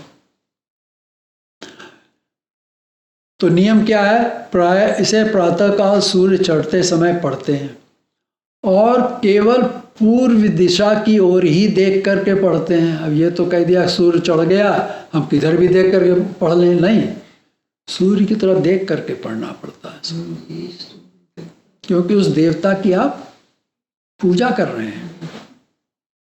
आज भी हिंदू लोग पूर्व की ओर देखकर पूजा करते हैं, जो भी पूजा करते हैं पूर्व की ओर देख कर करते हैं पूजा। भारत में इसलिए जगह जगह पर सूर्य मंदिर बने हुए हैं। नीम का जो वृक्ष है उसको भी सूर्य का वृक्ष माना जाता है, तभी उसके अंदर कितने हुनर हैं नीम के अंदर, है कि नहीं? कड़वे नीम खाना, कड़वी नीम जो होती है वही तो है सूर्य का वृक्ष। हाँ, नहीं दो तरह तो उसमें जो है वो तो पता है, लेकिन वो जो है उसके अंदर दतून बनाते थे लोग, है कि नहीं? दवाइयाँ बनती थी। तो सूर्य से, प्रकाश से कितने हमको फायदे होते थे, विटामिन डी मिल रहा है कि नहीं मिल रहा है? तो ये सूर्य जो है उसको हम बहुत मानते थे। तो सूर्य भी एक देवता है। कहाँ की देवता है वो? स्वर्ग की देवता है। स्वर्ग में सूर्य देवता है, रहती है। स्वर्ग के अंदर इंद्र देवता है, चंद्र देवता है और सूर्य देवता है। इंद्र जो है वहां का मालिक है, राजा है। तो ये तीन मुख्य देवता स्वर्ग में रहती हैं। तो शाम को, रात को चंद्रमा भी दिखाई दे रहा है वहां पर, दिन में सूर्य की ऊर्जा मिल रही है कि नहीं? और इंद्र भगवान का दरबार में बैठे हुए हैं, सब नाच गाना हो रहा है। ये स्वर्ग है कि नहीं है? यही तो स्वर्ग की कल्पना लोग यही तो करते हैं। खाने पीने को मिलता है, नाच गाना हो रहा है, बैठे हुए हैं। लोगों ने स्वर्ग की कल्पना इतनी कर रखी है, कुछ कहना ही नहीं है। जिसको जो यहाँ इस धरती पे नहीं मिलता है वो कहता है स्वर्ग में वो है। तो हमने इस प्रकार, हमारा जो विश्राम दिवस हुआ वो रविवार को हमारे लिए ठीक रहा। वैसे भी वराह मिहिर का नाम सुना? अभी देखिए मोदी जी ने भी वराह मिहिर का नाम लिया था जब इसरो में सबको थैंक यू करने गए थे। तो वराह मिहिर ने, इसका जन्म उज्जैन में AD 505 में हुआ था। ये ज्योतिषी थे और इन्होंने मैथमेटिकल एस्ट्रोनॉमी पर लिखा है। तो वराह मिहिर ने सूर्य सिद्धांत की किताब लिखी हुई, मोदी जी ने बताया, सूर्य सिद्धांत के बारे में बताया था वहां पर इसरो में, कि दिनों के नाम किस प्रकार ग्रहों के नाम पर रखे गए। सप्ताह का पहला दिन रविवार हुआ। रवि किसको कहते हैं? सूर्य। वार इसलिए कहते हैं जो बार बार आता है उसको कहते हैं वार। तो रवि जो है सूर्य का दिन बार बार 7 दिन के बाद आएगा, हर 7 दिन में एक बार आता है। इसी तरह से महाराष्ट्र में जो लोग पूजा करते हैं, कुछ लोग, वो उसका क्या बोलते हैं उसको,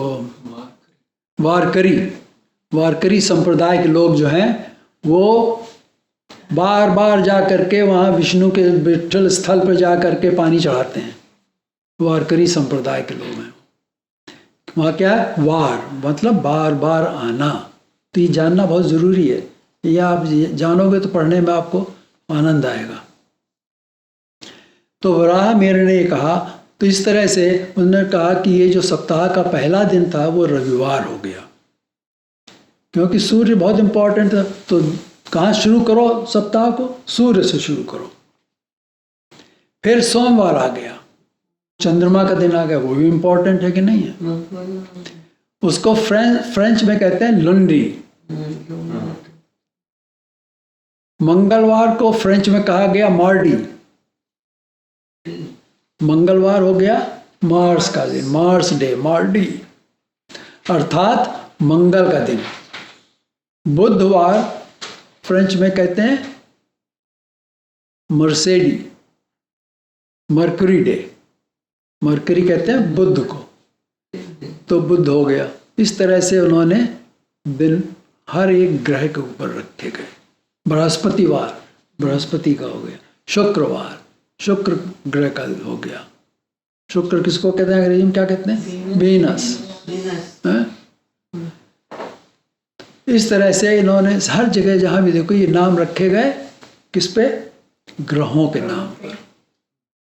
इसलिए हमें रविवार की छुट्टी मनाने में कोई आपत्ति नहीं हुई, उसमें कॉमनैलिटी आ गई क्रिश्चियन से। अब हमें ये देखना है कि हिंदू धर्म शास्त्रों में गीता का क्या स्थान है। हिंदू धर्म जो है उसमें उपनिषद जो है वो ज्ञान का आधार रहे हैं, परंतु हिंदुओं के पहले ग्रंथ जो हैं वो हैं वेद। ये क्या है, चार कहे गए हैं वेद। क्या है, चार। क्या है वेद वो, ऋग्वेद, यजुर्वेद, सामवेद, अथर्ववेद, चार वेद हैं।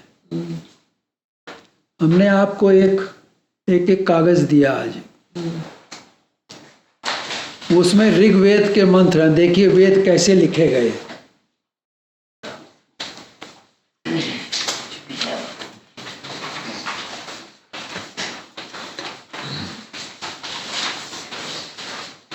हमने सब आपको दे दिया, हमारे पास कोई बचा ही नहीं। वो है उधर आ गया। तो देखिए इसमें जो है वेद जो है ये किसी ने लिखे नहीं। वेदों को कहते हैं अपौरुषेय। आ मतलब नहीं, पौरुषेय जो किसी मनुष्य के बनाए हुए नहीं है। ये वेद जो है ये प्रकट हुए किसको, ऋषियों को प्रकट हुए। तो इसमें आप देखेंगे ये ऋग्वेद, इसमें 10 मंडल हैं। मंडल मतलब 10 सेक्शंस हैं। और पहला जो आपने पहले इसमें देखेंगे 9 जो श्लोक हैं ये इनको तो सबको मिलाकर कहते हैं सूक्त। ये सूक्त, पहला सूक्त जो है ऋग्वेद के पहले मंडल का पहला सूक्त है, उसके अंदर 9 श्लोक, उनको कहते हैं ऋचा। ये 9 ऋचाएं हैं। ऋचा से बना ऋग्वेद, जिसमें ऋचाएं हैं वो ऋग्वेद है। अब इसमें इसको पढ़ने का जो है, इसमें कभी देखेंगे आप एक लकीर ऊपर बढ़ी है, कहीं नीचे है ऐसे। तो उदत्त अनुदत्त, वो उसको जब पढ़ता है, वेद का जो मंत्र जो पढ़ता है वो हाथ से कताता है, इसको ऊपर ले जाओ, फिर कहता है इसको नीचे ले आओ, फिर उसको कहता सम रखो। इस तरह से उसकी आवाज़ को उच्चारण इस तरह से किया जाता है। जैसे कि पहला जो सूक्त है, पहली ऋचा जो है, अग्निमीले पुरोहितम यज्ञस्यम देव मृत्युजम होतारम रत्नधातमम। अब ये उसने पढ़ दिया। जो वेद पढ़ने के जो यज्ञ होते थे, वेद के यज्ञ, वेद से यज्ञ हुआ करते थे। तो उसमें 4 ब्राह्मण बैठते थे, बीच में हवन कुंड होता था और 4 ब्राह्मण बैठते थे। ये जो इसको जो ऋग्वेद पढ़ता था वो उसको कहते थे ऋत्विक।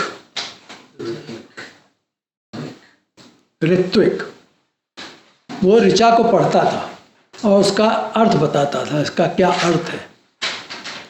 अब इसके पहले हम आपको ये बता दें, आप उसमें ऊपर देखेंगे लेफ्ट हैंड साइड पे लिखा हुआ ऋषि, ऋषि का नाम लिखा हुआ है कि नहीं? मधुचंदा वैश्वामित्र। उस ऋषि को ये ऋचाएं उस ऋषि को प्रकट हुई आसमान में। ये कहीं पढ़ाई किताब पे नहीं लिखा था, उसको वो प्रकट हुई। क्योंकि ऋषि कौन होते थे?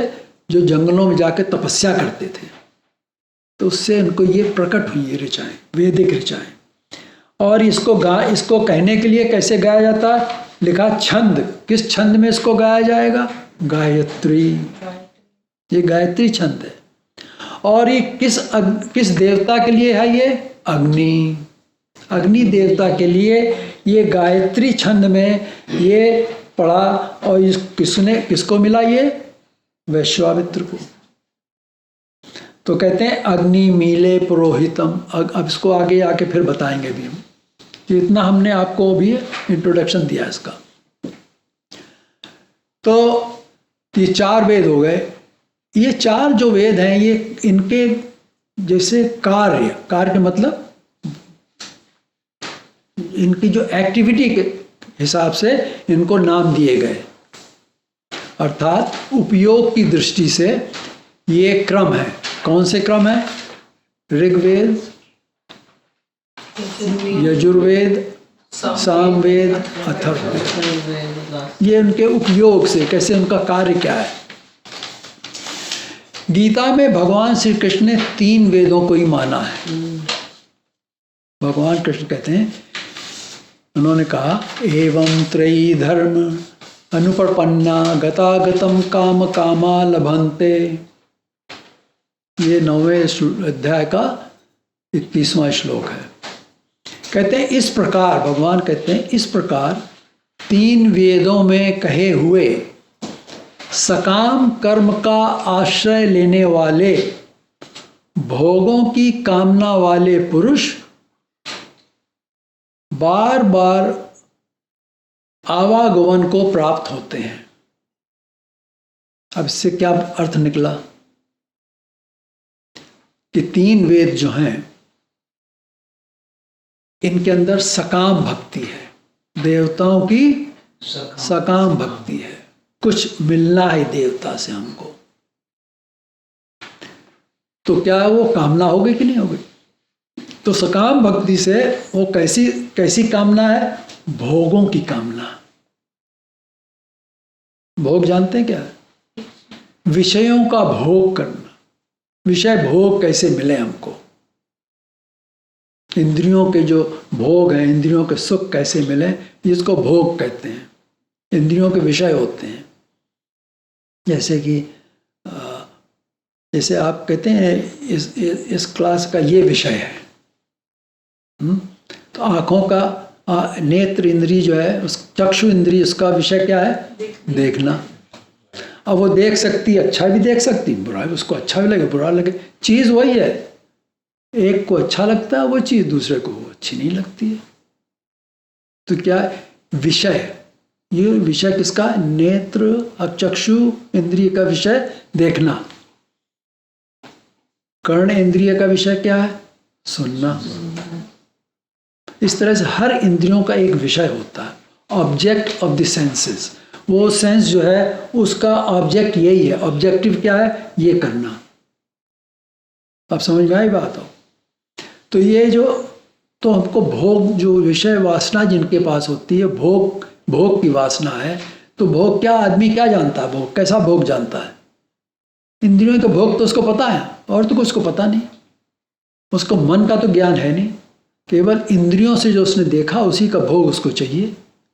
तो ये भगवान कृष्ण कहते हैं 3 वेदों में कहे हुए, ये सब बातें वेदों में बताई गई हैं। सकाम कर्म का आश्रय लेने वाले, वो डिपेंडेंट किस पे है? सकाम कर्म के ऊपर डिपेंडेंट हैं। ऐसे लोग भोगों की कामना करने वाले पुरुष, उनके अंदर कामना कैसी है?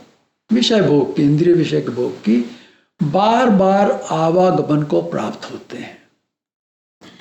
उनसे उनका उद्धार नहीं होता है, वो बार बार संसार में आते हैं। तो इससे पता लगा कि वेदों के कर्म कांड से आवागमन का अंत नहीं होता है तो वेद हमारे सबसे पुराने ग्रंथ, लेकिन उनसे आवागमन का अंत नहीं होता है। तीनों वेदों में एक ही बातें हैं। ऋग्वेद है, ऋग्वेद वो वेद है ऋग्वेद को का पहला मंत्र है जो अभी हमने आपको पढ़ा, अग्नि मीले पुरोहितम यज्ञस्य देवम ऋत्विजम होतारम रत्नधातमम। इस मंत्र को लेकर जब यज्ञ किया जाता है तो उसे यजुर्वेद कहते हैं। पहले इसको पढ़ा उसने, किसने पढ़ा? ऋत्विक ने उसको पढ़ा। उसके बाद उसको पढ़ के दूसरा जो बैठा है उसने उसको लेकर के आहुति डाली अग्नि पे, तो वो क्या हो गया? यजुर्वेद हो गया। यज्ञ किया, यजुर्वेद हो गया। उसके बाद तो वेदों के समय में यज्ञ में 4 पंडित बैठते थे। ये हवन, बीच में हवन कुंड होता था। कोई मूर्ति नहीं होती थी वहाँ, कोई मूर्ति की पूजा नहीं होती थी। जो पंडित पूर्व की ओर मुंह करके बैठता था उसे कहते थे ऋत्विक। उसके दाहिने ओर जो बैठता था उसे कहते थे होता, और जो बाएं ओर बैठता था उसको कहते थे उद्गाता, और जो सामने बैठता था उसको कहते थे अध्वर्यु। तो ऋत्विक के सामने जो बैठा उसे क्या कहा? अध्वर्यु। ऋत्विक मंत्र पढ़कर उसका अर्थ समझाता था। उसका काम यही था कि मंत्र को पढ़ो और उसका अर्थ बताओ जजमान को। जैसे अग्नि मीले, मैं उस अग्नि की पूजा करता हूं। अब वो अग्नि कैसी है? पुरोहितम। अग्नि मीले पुरोहितम, वो अग्नि कैसी है? पुरोहितम। वो अग्नि मेरी पुरोहित हुई। पुरोहित जानते हैं क्या किसको कहते हैं? वो ब्राह्मण जो हमारे हित को पहले ही से जानता है। पुरोहितम हमारे हित में क्या है? वो जैसे कि गुरु वशिष्ठ थे, वो राम के पुरोहित थे, गुरु थे, फैमिली। तो पुरो मतलब पहले, हित, उसके हित में क्या, उसको पहले ही पता होता उसके हित में क्या करना है हमको। उसकी ज्योतिष देख करके क्या दशा आने वाली है उसके लिए कि हमको क्या पूजा करना है, वो पहले ही से जान करके पूजा कर देता था। वो पुरोहित कहलाता था। समझ गए आप? हर फैमिली के वो होते थे लोग, तो वो अपना पूजा का पाठ करते थे। 9 दुर्गों में आकर बच्चों के लिए दुर्गा पाठ करा करते थे लोग पहले, बहुत होता था। आजकल तो नहीं कुछ करता है। तो वो पुरोहित आता था और दुर्गा का पाठ करता था हर बच्चे के लिए। तो ये क्या? अग्नि, मैं उस अग्नि की पूजा करता हूं। होतारम, वो अग्नि जो मेरे इस हवन को स्वर्ग या देवता तक पहुंचा देगी। होता है वो हमारे, उसको पहुंचा दी। कहाँ तक पहुंचाएगी? जिस देवता की मैं पूजा करने बैठा हूं। तो वो अग्नि क्या हो गई? पुरोहितम, वो हमारी पुरोहित हो गई उसकी। और यज्ञस्य ऋत्विजम, जो मुझे स्वर्ग पहुंचाने का साधन है। वो अग्नि क्या है? स्वर्ग पहुंचाने का साधन है। यज्ञस्य ऋत्विजम, उस यज्ञ से हमको वह पहुंचाएगी। कैसे? तो वो अग्नि क्या है? ज्ञान रखती है, उसके पास ज्ञान है। वो पुरोहित जो है वो ज्ञानी है। समझ रहे हैं आप? तो अग्नि पुरोहित हो गई। उसके अंदर क्या ज्ञान है? कैसा ज्ञान है? उस देवता तक ले जाने का ज्ञान है। रत्नधातमम, जो मुझे स्वर्ग पहुंचाने का साधन है। किसका ज्ञान है? वो साधन जिससे मैं स्वर्ग पहुंचूंगा। उस अग्नि की मैं पूजा करता हूं जो मेरे लिए पुरोहित है। तो अब इसमें देखिए, महाभारत तो देखिए आप लोगों ने। पंडु ने 99 यज्ञ किए, उसके बाद उसकी मृत्यु हो गई है। तो उसका एक यज्ञ बच गया। द्वापर युग में ही लोग स्वर्ग जा सकते थे, वहां तो लोग रूटीन से आया जाया करते थे स्वर्ग। उन लोगों की इतनी एबिलिटी थी। तो जैसे कि वो हुआ नहीं कि स्वर्ग के इंद्र के दरबार में गए, शांतनु गए, वहां पे शिव भी आए हुए थे। सुना, आप महाभारत देखी तो आपको याद होगा ये। तो शिव आए हुए थे, तो शांतनु के मन के अंदर कुछ बात आ गई, गंगा के मन में बात आई शांतनु के प्रति कि हमारा पति ऐसा होना चाहिए। गंगा भी आई थी, जहाँ शिव आएगा गंगा तो आएंगी। तो उनका पूरा परिवार है, वो तो पूरा परिवार आता है। उनके संग 8 वसु भी आए हुए थे। उनके मन में इच्छा हुई कि शांतनु जैसा मेरा पिता होना चाहिए। उसका ये अंदर कामना थी कि नहीं थी? थे तो वो देवता, लेकिन उनके अंदर वो देवता नहीं, देवता के अंदर जो जीव बैठा वो बैठा कामना कर रहा था। तो गंगा क्या बनी? शांतनु की पत्नी बन के आ गई। तो उनके 8 वसु हुए। बाद में जो भीष्म हुए वो बच गए, बाकी तो उन्होंने विसर्जन कर दिया, उनको छुट्टी दिला दी। तो इस तरह से ये जो बातें थी, ये स्वर्ग जाया करते थे लोग उस टाइम में, और वहां पर वो देवताओं की पूजा वगैरह होती थी। उनकी इतनी एबिलिटी थी। आजकल तो लोग कहते हैं मर के स्वर्ग जाएंगे पता नहीं कहाँ जाएंगे। लेकिन तो ये जो हम आपको ये बता रहे थे कि ये यज्ञ जो होते थे, ये यज्ञ इनके अंदर क्या बताया आपको? भोग के लिए होते थे, इंद्रिय भोग के लिए करते थे। भोग कहाँ होता है? स्वर्ग में। स्वर्ग में ही भोग होते हैं ये सब, क्योंकि स्वर्ग के अंदर देवता, मुख्य देवता कौन है? इंद्र।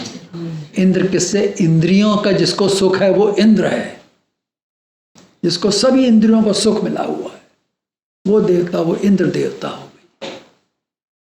समझ गए आप? तो वहां पर जाते थे इंद्र, तभी तो वहां तपस्या करते थे लोग, इंद्र का पद पाने के लिए तपस्या करते थे। फिर किसी ने देखा दूसरा तपस्या कर रहा है, तो उसका तपस्या भंग करने के लिए उसने मेनका भेज दी। ये कहानी है कि नहीं? कि विश्वामित्र कर रहे हैं तपस्या, तो उन्होंने भेज दिए, अप्सरा भेज दिया, उसकी तपस्या भंग करो, नहीं तो हमारा पद चला जाएगा। तो ये सब कहने का मतलब यहाँ ये है, ये जितने भी वेद के जो भी साधन हैं, ये देवताओं के साधन हैं, जहाँ पर स्वर्ग तक जाने की ही बातें हैं इसके अंदर। इसमें कॉमनैलिटी है क्रिश्चियनिटी से भी, वो भी स्वर्ग जाते हैं कि नहीं जाते हैं? इस्लाम से भी कॉमनैलिटी है, वो भी स्वर्ग जाते हैं। क्या बोलते हैं उसको, उनके स्वर्ग क्या बोलते हैं? जन्नत जाते हैं वो भी। उनकी जन्नत की क्या डेफिनेशन है? वहां जाएंगे, वहां पढ़ेंगे, अंगूर मिलेंगे, पानी मिलेगा, क्योंकि वो रेगिस्तान में पैदा हुए सब। तो उनको अंगूर खाने को मिले, कंधार के अंगूर खाने को मिलेंगे बढ़िया। तो ये अपनी अपनी लोगों ने बना रखी है ये सब।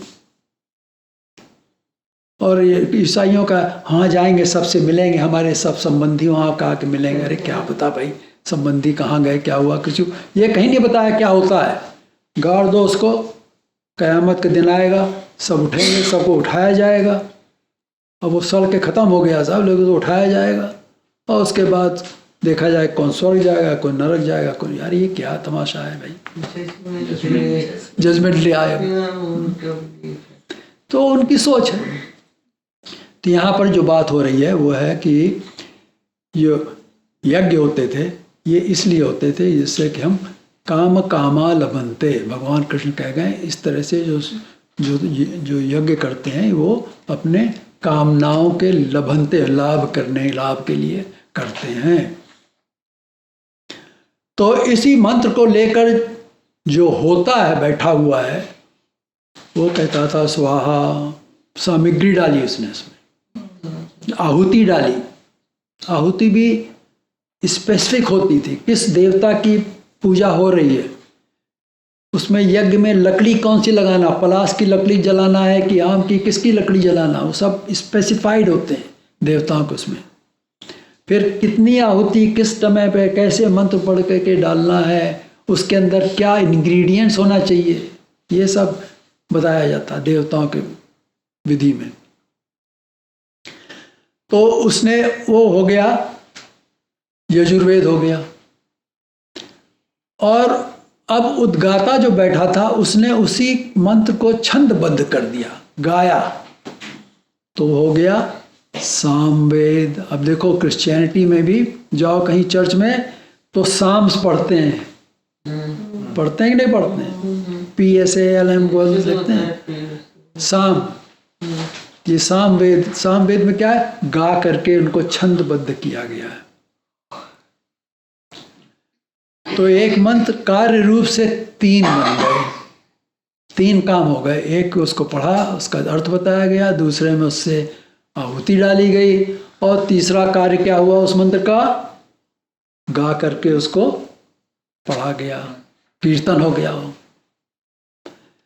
तो अगर हम कहें कि वेद एक ही है तो वो भी ठीक है, उसके 3 रूप हैं। और भगवान कृष्ण ने केवल 3 ही वेद कहे हैं, उन्होंने 3 को मान्यता दी है, चौथे को नहीं, चौथा बाद में आया। अध्वर्यु क्या करता? अध्वर्यु जो है वो बताता था कि इस यज्ञ का क्या फल मिलेगा, वो अध्वर्यु बताता था। इसको करने से यजमान को फल क्या मिलेगा, क्या पुण्य मिलेगा। तो अगर हम कहें वेद एक ही है तो वो भी ठीक है, संभव है, परंतु हम पढ़ते आए हैं कि वेद क्या है, 4 और 6 शास्त्र हैं। वेदों में यज्ञ हैं जिनके द्वारा पूजा करके स्वर्ग तक पहुंचते थे लोग। इनमें मुख्य रूप से संसार के भोग और स्वर्ग की बातें हैं, वेदों में और कुछ नहीं, यही है। दुख की बातें वेदों में नहीं है, क्योंकि भोग कैसे होगा भाई, अगर दुख हो जाए तो फिर तो मुसीबत हो जाएगी ना। तो वेदों के बाद आते हैं ब्राह्मण ग्रंथ। आपको देर तो नहीं हो रही है आप लोगों को? हम थोड़ा धीरे धीरे चल रहे हैं, ज़्यादा थोड़ा टाइम में भी और लगा देते हैं। चलिए, कि ये जो ब्राह्मण ग्रंथ हैं इनमें वेदों पर विचार किया गया है। वेदों को समझने के लिए ब्राह्मण ग्रंथ पढ़ना पड़ते हैं। तो ब्राह्मण ग्रंथों के आधार पर ही वेद समझे जा सकते हैं, इन्हें भी वेद कहते हैं। ब्राह्मण ग्रंथ के आगे आते हैं उपनिषद। हिंदू धर्म का असली नाम वर्णाश्रम धर्म कहलाता है। इसमें 4 वर्ण और 4 आश्रम आते हैं, यह पिछली बार भी बता चुके हैं आपको। पुरातन काल में आज की तरह वातावरण नहीं था। धर्म आचरण करते करते जो लोग सन्यासी बन जाते थे वे घर बार छोड़ करके विचार करते हुए शेष जीवन जंगलों में व्यतीत करते थे। तो वे गृहस्थ के बाद क्या बनता था, वानप्रस्थ। जब बच्चे बड़े हो गए, सब उन्होंने अपने सब संपत्ति वगैरह उनके नाम कर दी, अपना थोड़ा सा अपनी दूरी बना ली उनसे, सबसे वानप्रस्थ हो गए। प्रस्थान करने के लिए, वन में प्रस्थान करने की तैयारी करने लगे, वो वानप्रस्थ हो गए। फिर सन्यासी, फिर छोड़ दिया सब कुछ, जंगल में जाकर अकेले रहने लगे, वो सन्यासी होता। सन्यासी का मतलब जिसने पूरी तरह से सब कुछ छोड़ दिया, कोई मतलब नहीं, और जा करके तपस्या करता था, अपना जो उसने ज्ञान पढ़ा है उसी पर विचार करता था, वो सन्यासी होता था। आजकल की तरह नहीं कि बड़े चले गए भगवा कुर्ता पहन के चले गए सन्यासी बन गए, ऐसे नहीं थे। उपनिषद जो है, जो इन्होंने सोच विचार किए जंगलों में जाके, वो बने उपनिषद। उप मतलब पास में, नि मतलब नम्रता से, शद मतलब बैठना। तो जब गुरु के पास नम्रता से जाकर के बैठ करके लोग प्रश्न करते थे और उनको जब उनका गुरु बताता था उनको, तो वो उपनिषदों का ज्ञान हो गया।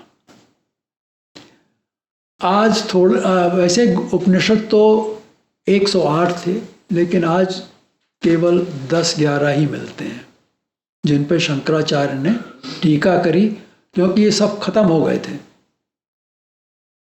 बौद्ध टाइम में सब खत्म हो गए थे, जाकर के इनको सबको डिस्ट्रॉय कर दिया गया था। तो गीता जो है वो एक उपनिषद है। हमने पढ़ा कि सर्वोपनिषद गावो, सारे उपनिषदें क्या बन गई? गौएं बन गई। दुग्धा गोपाल नंदन, वे गोपाल नंदन, वो कृष्ण जो थे, उनके दूध को दुहने वाले हैं। उपनिषद से दूध दूर है उनका।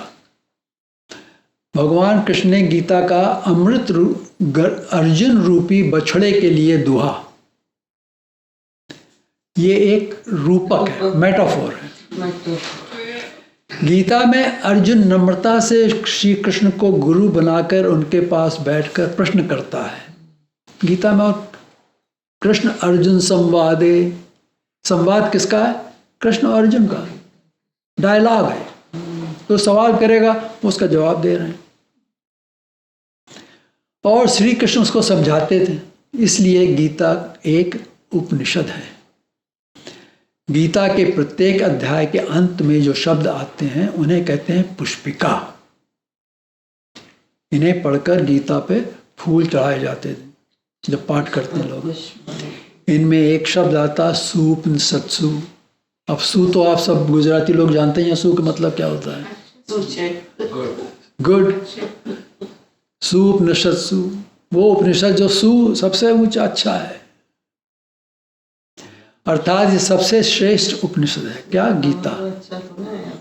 आजकल हिंदुओं में कुछ विचार बन गए हैं कि एक वो है कि महाभारत पढ़ने से घर में लड़ाई हो जाएगी। पहले से बहुत जमाने से महाभारत पढ़ो तो घर में लड़ाई हो जाएगी, युद्ध हो जाएगा।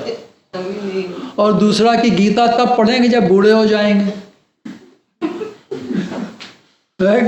ये हिंदुओं में मत है। ये क्या गीता पढ़ रहे? बूढ़े हो जाए तो पढ़ना, अभी क्या? अभी तो काम करो। और जब किसी की मृत्यु होती है तब वो गीता पढ़ते हैं, क्योंकि गीता के यहाँ शुरू ही मौत से होती है। गीता शुरू कहाँ से होती है? मृत्यु से। सब अर्जुन जब देख रहा है, उसके पास तो गांडीव है, वो कहता है युद्ध शुरू होगा तो मैं सबको मार दूंगा, ये सब मर जाएंगे यहाँ पे खड़े। तो अर्जुन जो गीता जो है मृत्यु से ही शुरू होती है, तभी उसको शोक होता है कि हमारे अपने जो है सब सामने खड़े हैं, सब मारे जाएंगे, उसको शोक होता।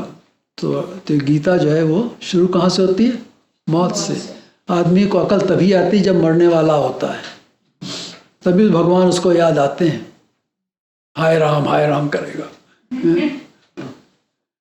अर्जुन को ये युद्ध भूमि में चारों ओर जो मौत ही दिखाई दे रही थी, जो और 8वें अध्याय में भगवान कृष्ण ने कहा अंतकाले च मामेव स्मृत मुक्त्वा कलेवरम या प्रयाति मद्भावम याति नास्त्र संशय। कहते हैं कि अंतकाल में भी जो मुझे याद कर लेता है और जब मर रहा है और शरीर छोड़ रहा है तो वो भी मुझको ही प्राप्त होता है। तो लोग कहते हैं अंतकाल में याद कर लेंगे, अभी क्या कर रहा है, काफी अभी मौज करो, अंतकाल आएगा तो याद कर लेंगे। तो लोगों ने सोचा गीता अंतकाल में ही पढ़ेंगे हम। कुछ लोगों ने ऐसा भी कहते हैं कि गीता वही पढ़ते हैं जिन्होंने संसार छोड़ दिया है और जो सन्यासी बन गए। अब ये भी क्या कहते हैं, लेकिन गीता में भगवान कृष्ण ने ये नहीं कहा कि तुम सन्यासी बन जाओ। अर्जुन तो सन्यासी बनना चाहता था, उन्होंने कहा नहीं, युद्ध करो, अपना कर्म करो, तुम क्षत्रिय हो, तो संसार में रहकर ही अपना कर्म कर, तू भोग मत करो। और समय से ईश्वर को भी याद करो। मनुष्य को सच्चे दिल से अर्थ को भी लेना है और धर्म को भी लेना है। धर्म, अर्थ, काम, मोक्ष ना, अर्थ भी और धर्म दोनों को साथ लेके चलना है। ये दोनों साथ साथ जुड़कर चलते हैं, इसी को योग कहते हैं। जब धर्म उसका नहीं है जो दिखावा करता है, धर्म उसी का है जो धर्म का आचरण करता है। चलिए आज बहुत कम हुआ, लेकिन इसके आगे फिर इसी को चलेंगे, शुरू करेंगे।